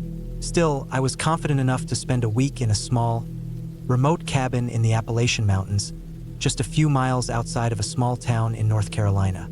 The cabin was simple, no electricity, no running water, just a place to escape, unwind, and clear my mind. I rented the place from a local couple who'd been renting it out to people for years. They gave me the keys and a map with directions, though they insisted I didn't stray off the main trail. It gets a bit tricky beyond that, the husband, Tom, warned me. He looked like someone who'd spent his whole life in these mountains. Keep to the cabin and don't wander too far. You might not be able to find your way back. His wife, Linda, smiled in a way that made me feel both welcome and cautious. The drive to the cabin was a quiet one. The further I went, the more isolated the road became, narrowing to a thin dirt path as it wound through the trees. I passed a couple of small farms, but once I turned off the main highway and onto a gravel road, I didn't see a single person. Just the rustling of the leaves and the sound of birds calling in the distance. The weather was crisp, the air fresh and cool. It felt perfect for what I had in mind. I pulled up to the cabin just as the sun began to dip below the horizon. The sky was painted with hues of orange and purple. The cabin itself wasn't much to look at. A small, square structure with a wooden porch, a tin roof, and a stone chimney. Seemed ancient, but sturdy. The kind of place that had been built to last generations, with weathered logs and a simple, functional design. The whole place gave off a rustic, almost forgotten vibe. I unloaded my things, grabbed my backpack, and walked inside. The interior was dark, lit only by the dying light from outside. There was a small wood-burning stove in the corner, a table with mismatched chairs, and a couple of old armchairs. The walls were lined with shelves full of dusty books and jars of canned food. The scent of wood and earth filled the space. It was everything I'd hoped for.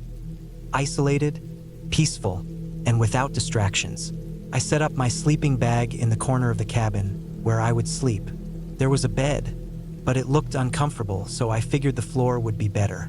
The first night was uneventful. I made a small fire in the stove, ate a simple dinner, and watched the embers crackle. The night was quiet, except for the occasional sound of an animal rustling in the underbrush outside. The following days were similarly uneventful. I spent most of my time hiking, exploring the surrounding woods. The air was cool, and the fall colors were starting to take over the trees. The place was beautiful, but also eerily quiet. There was a heavy silence in the forest, broken only by the occasional snap of a twig or the rustling of leaves in the wind. It felt like the kind of place where time stood still. On the third day, I decided to hike up to a nearby ridge. According to the map, it offered a stunning view of the valley below. It took a few hours of steady climbing, but I finally reached the top around mid-afternoon. The view was breathtaking, just like the map had promised. The valley spread out before me, with winding rivers and patches of trees. It was the kind of sight that made everything else fade into the background. But as I stood there, taking it all in, I noticed something strange. In the distance, barely visible through the trees, I saw something moving. It wasn't an animal, at least not any animal I'd ever seen. It was too big to be a deer and too low to be a bird. I squinted, trying to make it out, but by the time I focused, it was gone. I figured it was probably just a trick of the light, a shadow, or some other natural anomaly. But the feeling of unease lingered in the pit of my stomach. I wasn't sure why, but I suddenly felt like I wasn't as alone as I had thought. That night, I tried to ignore the feeling, but it stuck with me. As I sat by the fire, I found myself looking over my shoulder more often, half expecting to see someone standing just outside the cabin, watching me. I dismissed it as paranoia, but the quiet was unnerving. I tried to distract myself by reading, but the words on the page blurred as my thoughts wandered. Around midnight, I heard something outside, footsteps, slow, deliberate, and heavy. My heart raced as I listened, straining to hear through the thin walls of the cabin. There was no mistaking it. Someone was out there. I grabbed the flashlight and my pocket knife, both of which I'd kept within reach. The footsteps stopped for a moment, as if whoever it was had noticed I was awake. Then, without warning, there was a loud bang on the cabin door. My breath caught in my throat. I didn't know what to do. I knew I should check, but at the same time, I didn't want to face whatever or whoever was outside. My mind raced through every possibility. Maybe it was just an animal, maybe a bear or a raccoon, but the sound didn't fit. I waited, listening for more noises, but the cabin remained still. No more footsteps, no more knocks, just the soft creak of the wind outside. Eventually, I worked up the nerve to peek through the cabin's small window. There was nothing. The forest was as still as ever. I stayed awake for the rest of the night, staring at the door, half expecting it to burst open at any moment. The next day, I checked the door for any signs of forced entry. Nothing. No tracks in the dirt outside. Still, the feeling of being watched hadn't gone away. I decided to cut my stay short and leave the next morning, but I didn't want to admit I was scared. So, I packed up my things, kept my nerves steady, and decided to take one last walk around the property before I left. That afternoon, I wandered a bit deeper into the woods than usual. As I walked, I noticed something strange. A small trail of disturbed earth, like something had recently passed through. It led deeper into the woods, and against my better judgment, I followed it. I didn't know why I felt compelled to, but I did. The trail led me to a small clearing, and there, lying in the middle of it, was an old backpack. It was covered in dirt and looked like it hadn't been touched in years. I picked it up, half expecting it to fall apart in my hands, but it was surprisingly sturdy. I opened it cautiously, and inside, I found a few items. Nothing too unusual at first. A water bottle, some granola bars, a map. But at the very bottom, tucked beneath everything else, was a worn, frayed photograph. I took it out and stared at it for a long moment. It was a picture of a man standing in front of a cabin. It was hard to tell exactly when the photo was taken, but the cabin looked exactly like the one I'd been staying in. The man's face was partially obscured by the shadows, but his posture and the way he stood seemed familiar, somehow. There was something unsettling about it, though I couldn't put my finger on why. Just then, I heard a rustling behind me, and before I could turn around, a voice called out from the trees. It was muffled, distant, but unmistakably there. I dropped the photograph and turned, heart pounding. But again, there was nothing. Just the wind, the trees, and the quiet hum of the forest. I didn't wait around. I grabbed the backpack, hurried back to the cabin, and packed up what was left of my things. I left the keys on the kitchen table, locked the door behind me, and didn't look back. As I drove away, I felt a strange sense of relief, mixed with the gnawing sense that I had narrowly avoided something I couldn't understand. The road out of the woods felt longer on the way back. I kept my eyes on the rearview mirror, half expecting someone to be following me. But there was nothing. The mountains were quiet, and by the time I reached the highway, the sun was setting, casting a warm glow over the landscape. I never did find out who the man in the photo was, or what had happened at that cabin before I arrived. But the feeling that something had been off stayed with me long after I left. And whenever I look back, I can't shake the sense that I wasn't alone that week, even when I thought I was.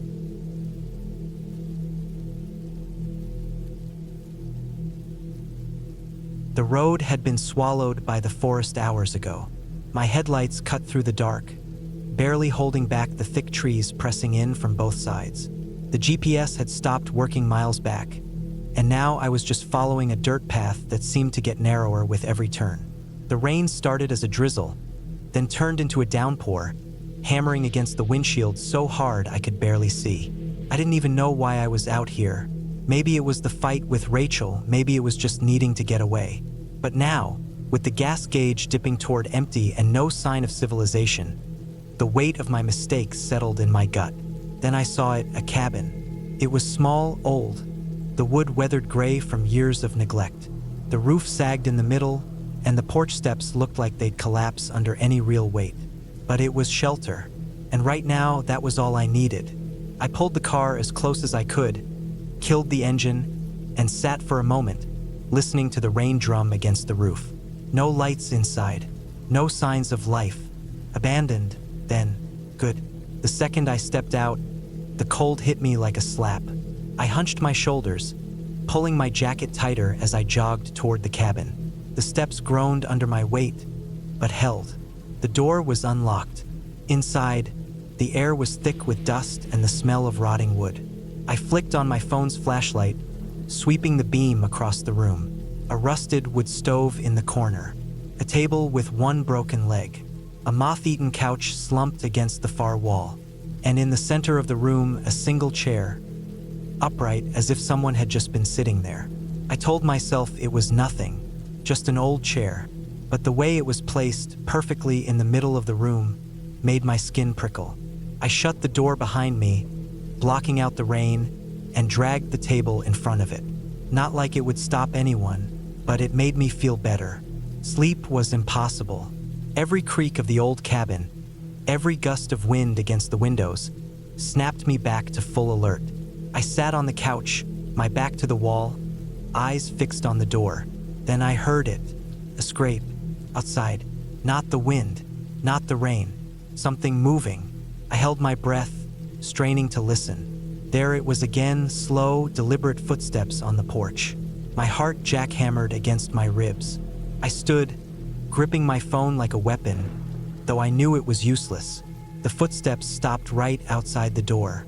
Silence, then knocking. 3 slow, heavy raps. I didn't move, didn't breathe. The doorknob turned. It rattled once, twice, then stopped. The table held. For now. I backed toward the window, my pulse roaring in my ears.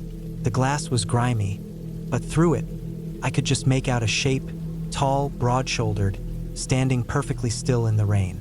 Then it turned its head, looked right at me. I ran. The back door was half rotted, the wood splintering as I slammed my shoulder into it. Cold air and rain hit me as I stumbled outside, my shoes sinking into mud. The trees were close, so close. If I could just make it to the car. A hand clamped over my mouth from behind, yanking me back. I fought, elbows, fists kicking blindly, but the grip was iron. I felt hot breath against my ear, then a voice, low and calm. Shouldn't have stopped here. Something sharp pressed against my side. Then pain. I woke up on the cabin floor, my side burning. Blood soaked through my shirt, sticky and warm. The door was open. Rain poured in, mixing with the dirt. And the chair in the middle of the room? It was facing me now. I tried to stand. My legs gave out. Footsteps echoed from the hallway. Slow, heavy. The last thing I saw was a shadow stepping into the room. Then nothing. Epilogue. They found my car first. Abandoned on the side of the road. Engine cold. Keys still in the ignition. Rachel was the one who reported me missing. Told the cops about the fight, about how I'd stormed out. They searched for days. Then a hunter stumbled onto the cabin. The door was off its hinges, the table overturned, and in the center of the room, that chair still upright. They never found me, but sometimes, when the wind blows just right, the locals say you can hear knocking. 3 slow, heavy raps, and if you're stupid enough to answer, the chair's always waiting.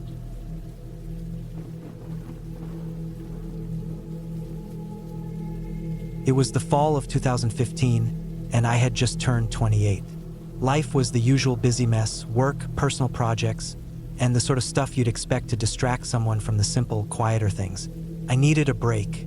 That's how I ended up at that cabin, a tiny wooden structure tucked deep in the forest in the Appalachian Mountains. The plan was simple. 2 weeks away from the noise. No cell service, no internet, just me, the woods, and a few books. I'd found the place through a local rental website. Nothing fancy, but it was cheap and secluded. The owner, a guy named Tom, was friendly enough over the phone. He said the cabin had been in his family for generations and was perfectly safe, though it was pretty remote. "You'll love it out there," he assured me. Quiet, peaceful, perfect for a getaway. I packed my car with supplies. Food, water, a sleeping bag, and some clothes, but I made sure to leave most of my electronics behind. I wanted to disconnect. I'd found the cabin on a map, and after a solid 5 hours of driving, I was finally pulling up the long, unpaved road that led to it. It was a bumpy ride. the kind that made you feel every stone and dip beneath your tires. The road was narrow and twisted like it had been carved by some ancient force. Trees crowded the path, their branches arching overhead and casting long, skeletal shadows on the ground. The only sound, apart from the occasional snap of a twig under my tires, was the rustling of leaves in the wind. I remember the air getting colder as I went further into the woods, a sharp contrast to the heat I had left behind in the city. It was refreshing, though, a chill that made the trees around me feel even more alive, like they were watching me pass by. The cabin finally appeared. It was small, 2 stories, with a steep, slanted roof covered in dark, mossy shingles. The walls were made of thick logs, and a stone chimney puffed smoke into the crisp air. It looked perfect, like something out of an old hiking magazine, nestled against a backdrop of dense trees. I pulled into the small gravel driveway, shut off the engine, and took a deep breath. The silence here was overwhelming.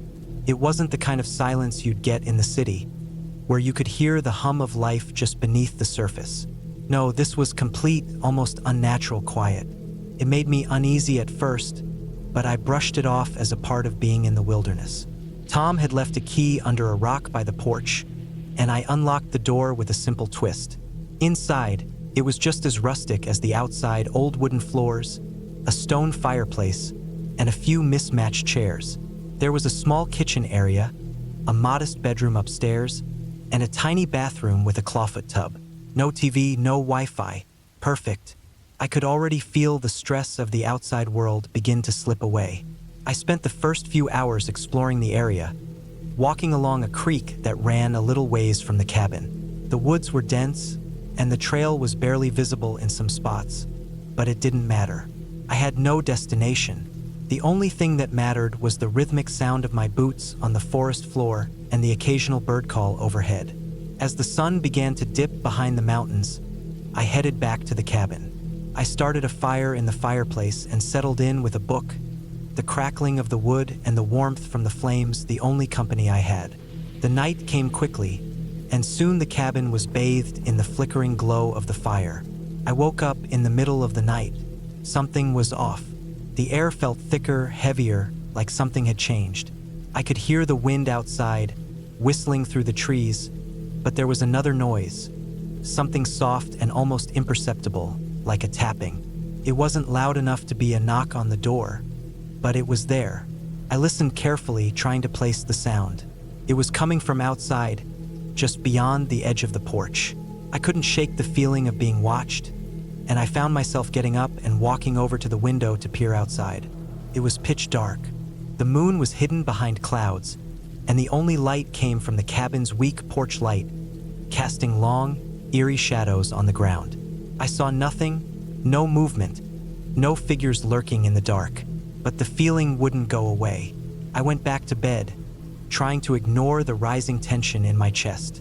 It was probably just an animal, something small like a raccoon or a deer tapping on the porch boards. I had heard that kind of thing could happen in the woods. The rest of the night passed uneventfully, but I didn't sleep well. My mind kept drifting back to the noise. What had it been? The next day, I decided to explore further, hoping to clear my head. I packed a small bag with snacks, water, and a jacket, and ventured out into the woods again. This time, I didn't take the creek trail. Instead, I followed a small path I hadn't noticed before, winding deeper into the forest. It was a beautiful day, the sky clear and blue, the trees shifting in the wind. I walked for hours, enjoying the peace and quiet, but as the sun started to dip again, I realized I had wandered farther than I intended. I tried retracing my steps, but the path seemed to twist and turn in a way that didn't make sense. The forest around me had started to look the same. Every tree, every rock, every shadow seemed identical. I felt that uneasy feeling creeping up on me again, the sense that I wasn't alone. I stopped for a moment and listened. There was nothing. No birds, no rustling of leaves, just dead silence. My breath quickened as I tried to calm myself, telling myself it was nothing. I just needed to turn around and head back to the cabin. But when I did turn around, everything looked different. The trees that had once been on my left were now on my right. The path, if it was ever a path at all, had disappeared, leaving me in an unfamiliar stretch of woods. The feeling of being watched was overwhelming now. Felt like eyes were on me from all sides. I started walking faster, my feet crunching through the dry leaves and twigs beneath me. I had no idea how long I walked, but the sun was nearly gone, and panic began to set in. My heart raced, and the shadows of the trees seemed to stretch longer, creeping toward me with every step. Finally, after what felt like hours, I broke into a small clearing, and there, in the distance, I saw the cabin. A relief washed over me, but the feeling of being followed didn't go away. I quickened my pace, nearly running now. My breath came in shallow gasps, and I could hear the pounding of my own heart in my ears. When I reached the cabin, I slammed the door shut behind me, locking it and leaning against the wooden surface, trying to catch my breath. I didn't know what had happened out there, but I had the distinct feeling that something wasn't right. I couldn't explain it, but the woods had changed. There was a sense of danger that I couldn't shake off. That night, I didn't sleep. Every creak of the floorboards, every gust of wind, set me on edge. I kept the lights on and the fire burning all night long, but it didn't help. I had never felt so exposed, so vulnerable. The next morning, I knew I had to leave. I couldn't stay another night. I packed my things quickly, hardly taking the time to appreciate the place for what it was. As I loaded my car, I noticed something strange on the ground near the porch, a set of footprints. They were fresh, the edges of the prints sharp and clear, leading toward the woods. But there was no one in sight. I didn't waste any more time. I started the engine and drove out of there as fast as I could. The road seemed to stretch on forever, and it wasn't until I hit the main highway that I finally felt like I could breathe again. I never did figure out what happened. Maybe I'd gotten lost. Maybe I'd let my imagination get the best of me, but I couldn't ignore the feeling that something had been watching me that night. I didn't go back to the cabin. In fact, I've never returned to the Appalachian Mountains since, but I'll always remember that feeling. The way the woods seemed to close in on me, the strange noise in the night, the feeling of being watched. And maybe that's why I'll never really know what happened. Some things aren't meant to be explained, no matter how much you try to make sense of them.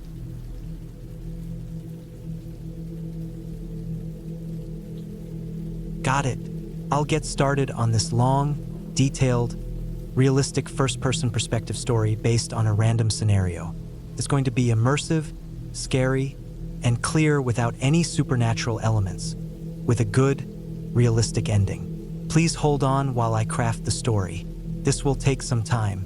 The sun had just started to set as I made my way along the winding dirt road leading up to the cabin. It was the kind of evening that felt almost too quiet, like the world was holding its breath. The trees around me stood tall and still, casting long shadows across the path. I had been looking forward to this trip for weeks. A weekend getaway, just me and nature. I was in my late 20s, a little tired of the constant buzz of city life, so a few days in a cabin, far from the noise and chaos, seemed like exactly what I needed. I had found the cabin through a listing online. It was an old, rustic place, about 2 hours outside the nearest town, nestled in a secluded part of a national forest. The listing promised peace, quiet, and solitude, exactly what I was after. It wasn't luxurious, just a simple cabin with a wood-burning stove, a small kitchen, and a couple of bedrooms. I was fine with that. I had packed my bags, grabbed a few snacks, and hit the road, eager to escape. The cabin came into view as I rounded a bend in the road, its weathered wooden walls blending into the surrounding forest. The roof was covered with moss, and the front porch sagged a little under the weight of time. It looked exactly as I had imagined, simple, isolated, and untouched by the modern world. I pulled my car up in front of it, the gravel crunching under the tires. I was alone. No one else was supposed to be here for the weekend. I grabbed my bag and made my way to the front door. The lock turned easily, and I stepped inside, taking a deep breath of the cool, musty air. The interior was dim, lit only by the soft light filtering in through the windows. There was a smell of old wood and earth, mixed with the faint scent of something else, something I couldn't quite place. The floors creaked as I walked across them, and I immediately felt the weight of the isolation. There was no one here but me, and for the first time in a long while, that felt both comforting and unsettling. I unpacked my things, arranging them neatly in the small bedroom. The bed was covered in an old quilt, its fabric faded with time, but it was comfortable enough. I decided to explore a little to get a sense of the place before it got too dark. The cabin sat on a small plot of land, surrounded by dense woods. There was a small trail behind the cabin that led deeper into the forest, and I figured I'd check it out in the morning. For now, I decided to enjoy the solitude. I sat on the porch, watching the last rays of the sun dip below the horizon. As night fell, the sounds of the forest grew louder. Chirping crickets, rustling leaves, the occasional distant call of an owl. It was peaceful, almost too peaceful. I made a quick dinner, just some canned beans and a sandwich, and settled down with a book. The wood stove crackled in the corner, adding a comforting warmth to the otherwise chilly cabin. It was the perfect way to unwind. But as the hours passed and the wind began to pick up outside, something started to feel off. At first, it was just a nagging feeling, a slight discomfort that I couldn't shake. The wind howled through the trees, shaking the windows and making the whole cabin groan. I told myself it was just the storm picking up, that it was normal for old buildings to creak and settle. But then I heard it, a noise from outside, faint but distinct, a low thud, like something heavy had fallen to the ground. I stood up, peering through the window, but all I could see was the dense forest, dark and silent. I shrugged it off, thinking it was just the wind or an animal wandering around. The isolation here was so complete that even the smallest noises seemed amplified. But as the night wore on, the noise came again. Thud. This time it was closer. I walked to the door and cracked it open, my eyes scanning the darkness. The wind had died down for a moment, and everything was eerily still. I didn't see anything unusual, just the trees swaying in the faint breeze. I closed the door and locked it again, trying to ignore the rising tension in my chest. I settled back into my chair, but the feeling of being watched persisted. Every now and then, I thought I heard something, a rustle of leaves, a snap of a twig, like something was moving just outside the cabin. But when I looked, there was nothing there. It was driving me crazy. My mind raced through every possible explanation. A bear? Maybe? Or just an animal looking for food? The night dragged on, and I finally decided to go to bed. The wind picked up again, and the sounds of the forest grew louder, but I managed to drift off to sleep.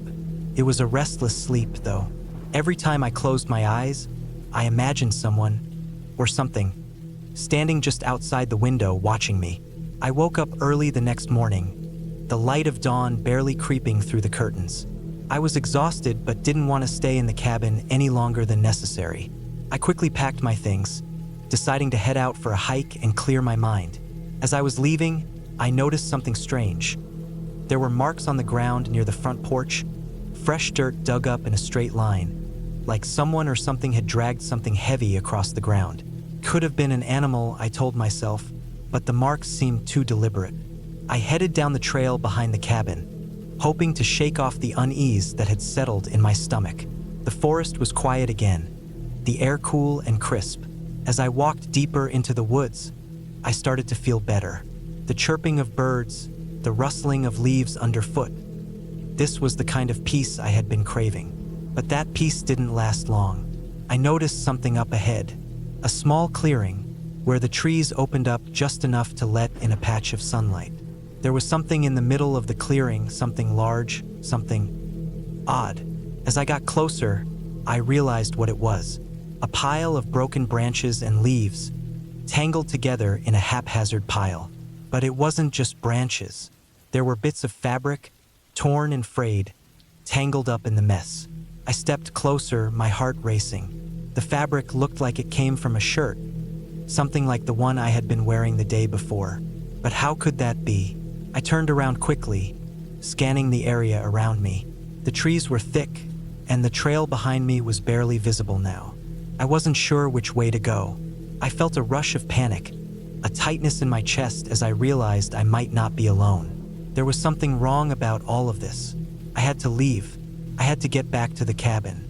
I turned back, retracing my steps as quickly as I could without running. The silence of the forest was oppressive now, and every crack of a twig or rustle of leaves made me jump.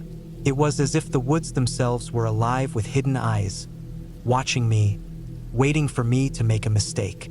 When I finally made it back to the cabin, I locked the door behind me and collapsed onto the couch, my heart still racing. I had no idea what I had seen in that clearing, but I knew one thing for sure. I wasn't going back out there. Not today, not tomorrow, maybe never. That afternoon, I decided to call it a day. I spent the rest of the evening inside, keeping the doors locked and the windows shut tight. The wind howled outside, and the storm that had been brewing finally broke, rain pounding against the roof. But even as the storm raged outside, I felt a sense of calm. I was safe in the cabin. There was no one else here, and I was far from the dangers of the world. The noises from the night before seemed like a distant memory. The next morning, I woke up early again, the light of dawn spilling in through the cracks in the curtains. But something was different. The marks outside the cabin, the ones I had seen the day before, those marks were gone. The ground was undisturbed, the dirt smoothed over as if nothing had ever been there. My mind raced again. Had I imagined it all? Had the storm somehow erased the evidence? I spent the rest of the day packing my things and preparing to leave.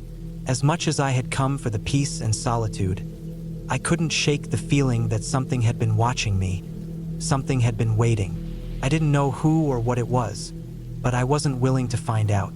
When I left the cabin that afternoon, the sun was shining brightly, the air fresh and clear. The road ahead seemed peaceful, the forest behind me calm and still. But as I drove away, I couldn't help but glance back at the cabin one last time. It stood there, nestled in the woods, quiet and empty. I wondered if I had been the only one to notice the marks, the strange fabric, the feeling of being watched.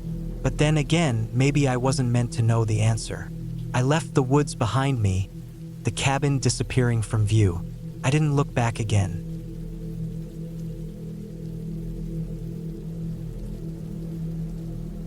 It was the summer of 2022, and I decided to take a break from the daily grind of city life. My name is Ben, and at 34 years old, I'd never really spent much time in nature. I wasn't a big camper or a hiker, but I was feeling worn out. My life in the city had become predictable, mundane, and I needed something different. So, I found a small cabin rental up in the mountains, deep in the woods. The cabin wasn't far from a small, forgotten town.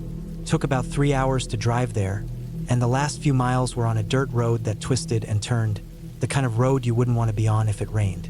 The GPS barely worked out there, and when I turned off the main road and onto the narrow, bumpy trail, I felt that familiar sensation, being disconnected from everything I knew. The air was cooler as I parked the old sedan by the cabin. It was a simple, one-story structure made of weathered wood. The kind of cabin that looked like it had been built decades ago and had hardly seen any upkeep since. Still, there was something oddly charming about it. A small front porch, a couple of rocking chairs, and a door that creaked as I pushed it open. Inside, it was just as rustic. The smell of pine wood mixed with the mustiness of the cabin. A small fireplace sat in the corner, and a few pieces of old furniture were scattered about. It looked like something straight out of a remote vacation ad. A place to unplug, to relax, to get away from it all. I unloaded my stuff and set up camp inside, taking a moment to appreciate the silence. No traffic, no chatter, just the sound of the wind rustling through the trees. For a while, I just sat there, staring at the wood burning in the small stove, the crackling comforting in a strange way. I was far enough from civilization that there was no one around, and for the first time in months, I felt like I could breathe. It was peaceful, almost too peaceful. The first night passed without incident. I ate a simple dinner of canned soup, read a little by the firelight, and eventually went to bed. The bed was surprisingly comfortable, the thick blankets a relief against the cool mountain air. I fell asleep easily, my mind unwinding from the stress of the city. But the next morning, things started to feel off. I woke up to the sound of something scratching at the window. At first, I thought it was just an animal, maybe a raccoon or a squirrel, common enough in places like this. But the scratching was persistent, almost rhythmic, like something was deliberately trying to get inside. I got out of bed and walked over to the window, pulling back the heavy curtain. I half expected to see a raccoon or some other small creature, but there was nothing. The woods were silent, and the only movement was the wind swaying the branches. It made me uneasy, but I told myself it was nothing. The day stretched on with no further incidents, but by late afternoon, things got worse. I'd been outside walking around the property. The cabin was situated on a small hill surrounded by thick forest. The ground was uneven, and there were small trails leading off in different directions. I didn't have any real plans to explore, but thought I'd see what was around. The woods were dense, and the trees stretched high into the sky, their branches weaving together, blocking out much of the sunlight. It was the kind of place where it was easy to lose track of time. As I wandered deeper into the forest, I felt a strange sense of isolation. There was no sound, not even birds chirping, just silence, and I couldn't shake the feeling that something was watching me. I stopped a few times, listening, but there was nothing. I was alone. I kept walking. Then I found it, a small clearing in the woods. In the center of it was a circle of rocks, and inside the rocks there was a small mound of dirt. My curiosity got the best of me, and I moved closer. There was nothing that looked out of place at first, but as I crouched down, I saw it. A faint trail of bloodstains on the ground, leading from the mound into the forest. That's when I knew something was wrong. I didn't stick around to investigate further. My heart was racing as I quickly turned and made my way back to the cabin. The feeling of being watched was overwhelming, and by the time I reached the safety of the cabin, I couldn't shake the sense that something was out there, something that wasn't right. I locked the door and sat by the fire, trying to calm my nerves. But no matter how hard I tried, I couldn't ignore the gnawing feeling in the pit of my stomach.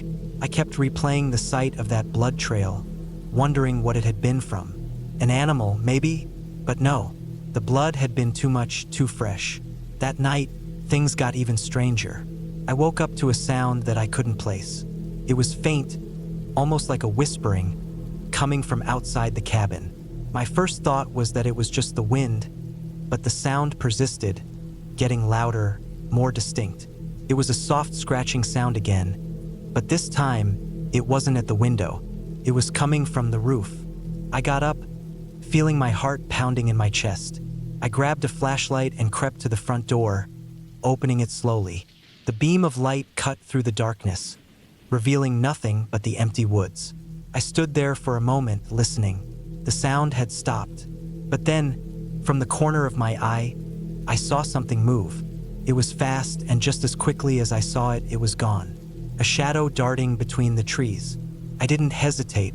I locked the door again, double-checked the windows, and settled back into bed.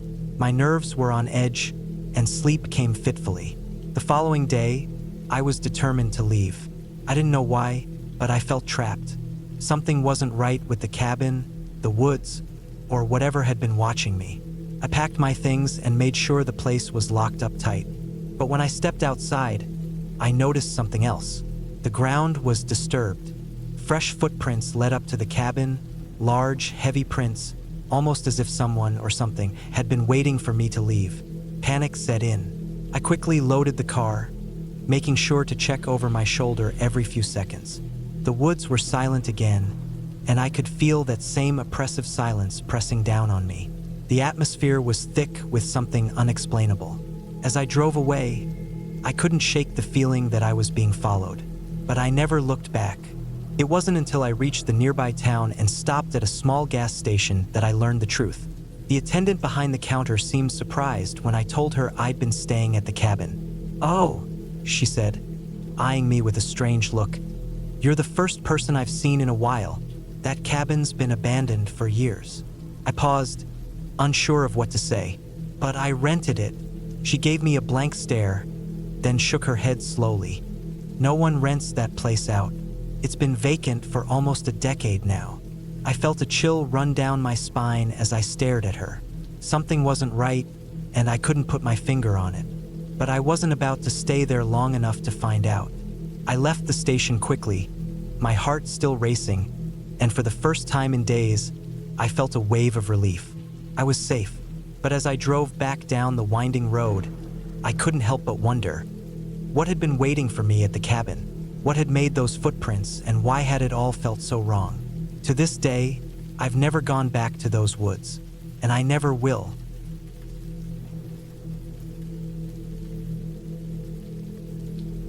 I was 33 years old when I decided to take a break from everything for a while.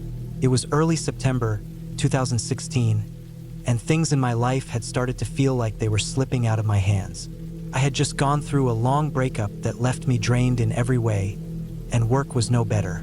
I worked remotely as a systems analyst for a logistics company based out of Minneapolis, and even though it paid decently and kept me in my apartment, it didn't offer anything beyond that. My boss was constantly breathing down my neck about deadlines, and I hadn't had a real break in over a year. I just needed to get away from screens, people, traffic, and noise. I remembered my Uncle Rick had a cabin up in northern Wisconsin, not far from a little place called 3 Lakes. He used to take me and my cousins up there when we were kids. It wasn't fancy. No cable, no internet, just a basic wooden structure with 2 bedrooms, a wood-burning stove, and a screened porch that looked out over a small lake. Big Pike Lake, I think it was called. I hadn't been there in maybe 15 years, but I emailed him and asked if it was still usable. He replied a couple days later saying I could use it as long as I wanted, just to make sure to lock it up and leave it clean. So that was that. I packed my old Honda CR-V with a cooler of groceries, a stack of paperbacks, some clothes, and enough firewood to last at least a week. I also brought along a 9mm handgun I kept for home defense just in case. Not that I expected to need it, but the cabin was in the middle of nowhere, and I figured better safe than sorry. I kept the gun locked in a small safe I always brought with me on road trips. The drive from Milwaukee took about 5.5 hours, most of it through winding back roads once I got past Wausau. I remember it was late afternoon when I pulled onto the dirt driveway, the tires crunching over leaves and pine needles. The cabin looked more or less the same as I remembered, though the wood had faded more gray than brown, and the screen door sagged slightly on its hinges. It was quiet, so quiet it felt like the whole world had gone still. The only sounds were the creaking of trees and the distant hum of wind over the lake. I unlocked the front door and stepped inside. It smelled like dry wood and old dust, but it wasn't bad. The air felt untouched, like no one had been inside in a long time. I walked through the cabin, checking the back door, the windows, and the tiny bathroom that still had the same cracked mirror I remembered as a kid. I lit a few candles since the sun was going down, unpacked some supplies, and put a few beers in the fridge, which still worked after I flipped the breaker box and turned on the power. The water took a few minutes to run clear, but after that it was fine too. I spent that first night on the porch, staring out across the dark lake. It was calm and still like black glass. The trees on the other side looked like jagged shadows, and I could just make out a faint orange glow from a cabin across the water. It looked like someone else was staying out there, though I couldn't see much detail. That didn't surprise me. There were maybe a dozen or so cabins around Big Pike, all spaced out far enough that you never really had to interact with anyone unless you wanted to.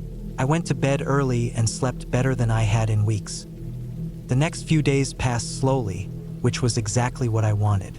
I'd wake up to the sound of loons calling across the lake, eat breakfast on the porch, then go for long walks through the surrounding woods.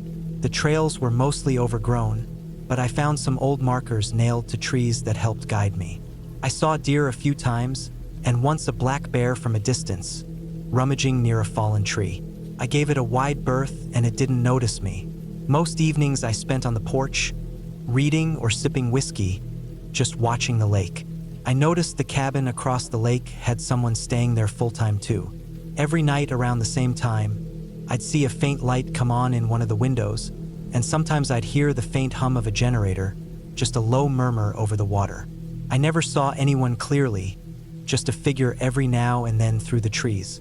Once, while looking through a pair of old binoculars I found in a drawer, I thought I saw a man standing at the edge of the water looking in my direction, but when I blinked, he was gone.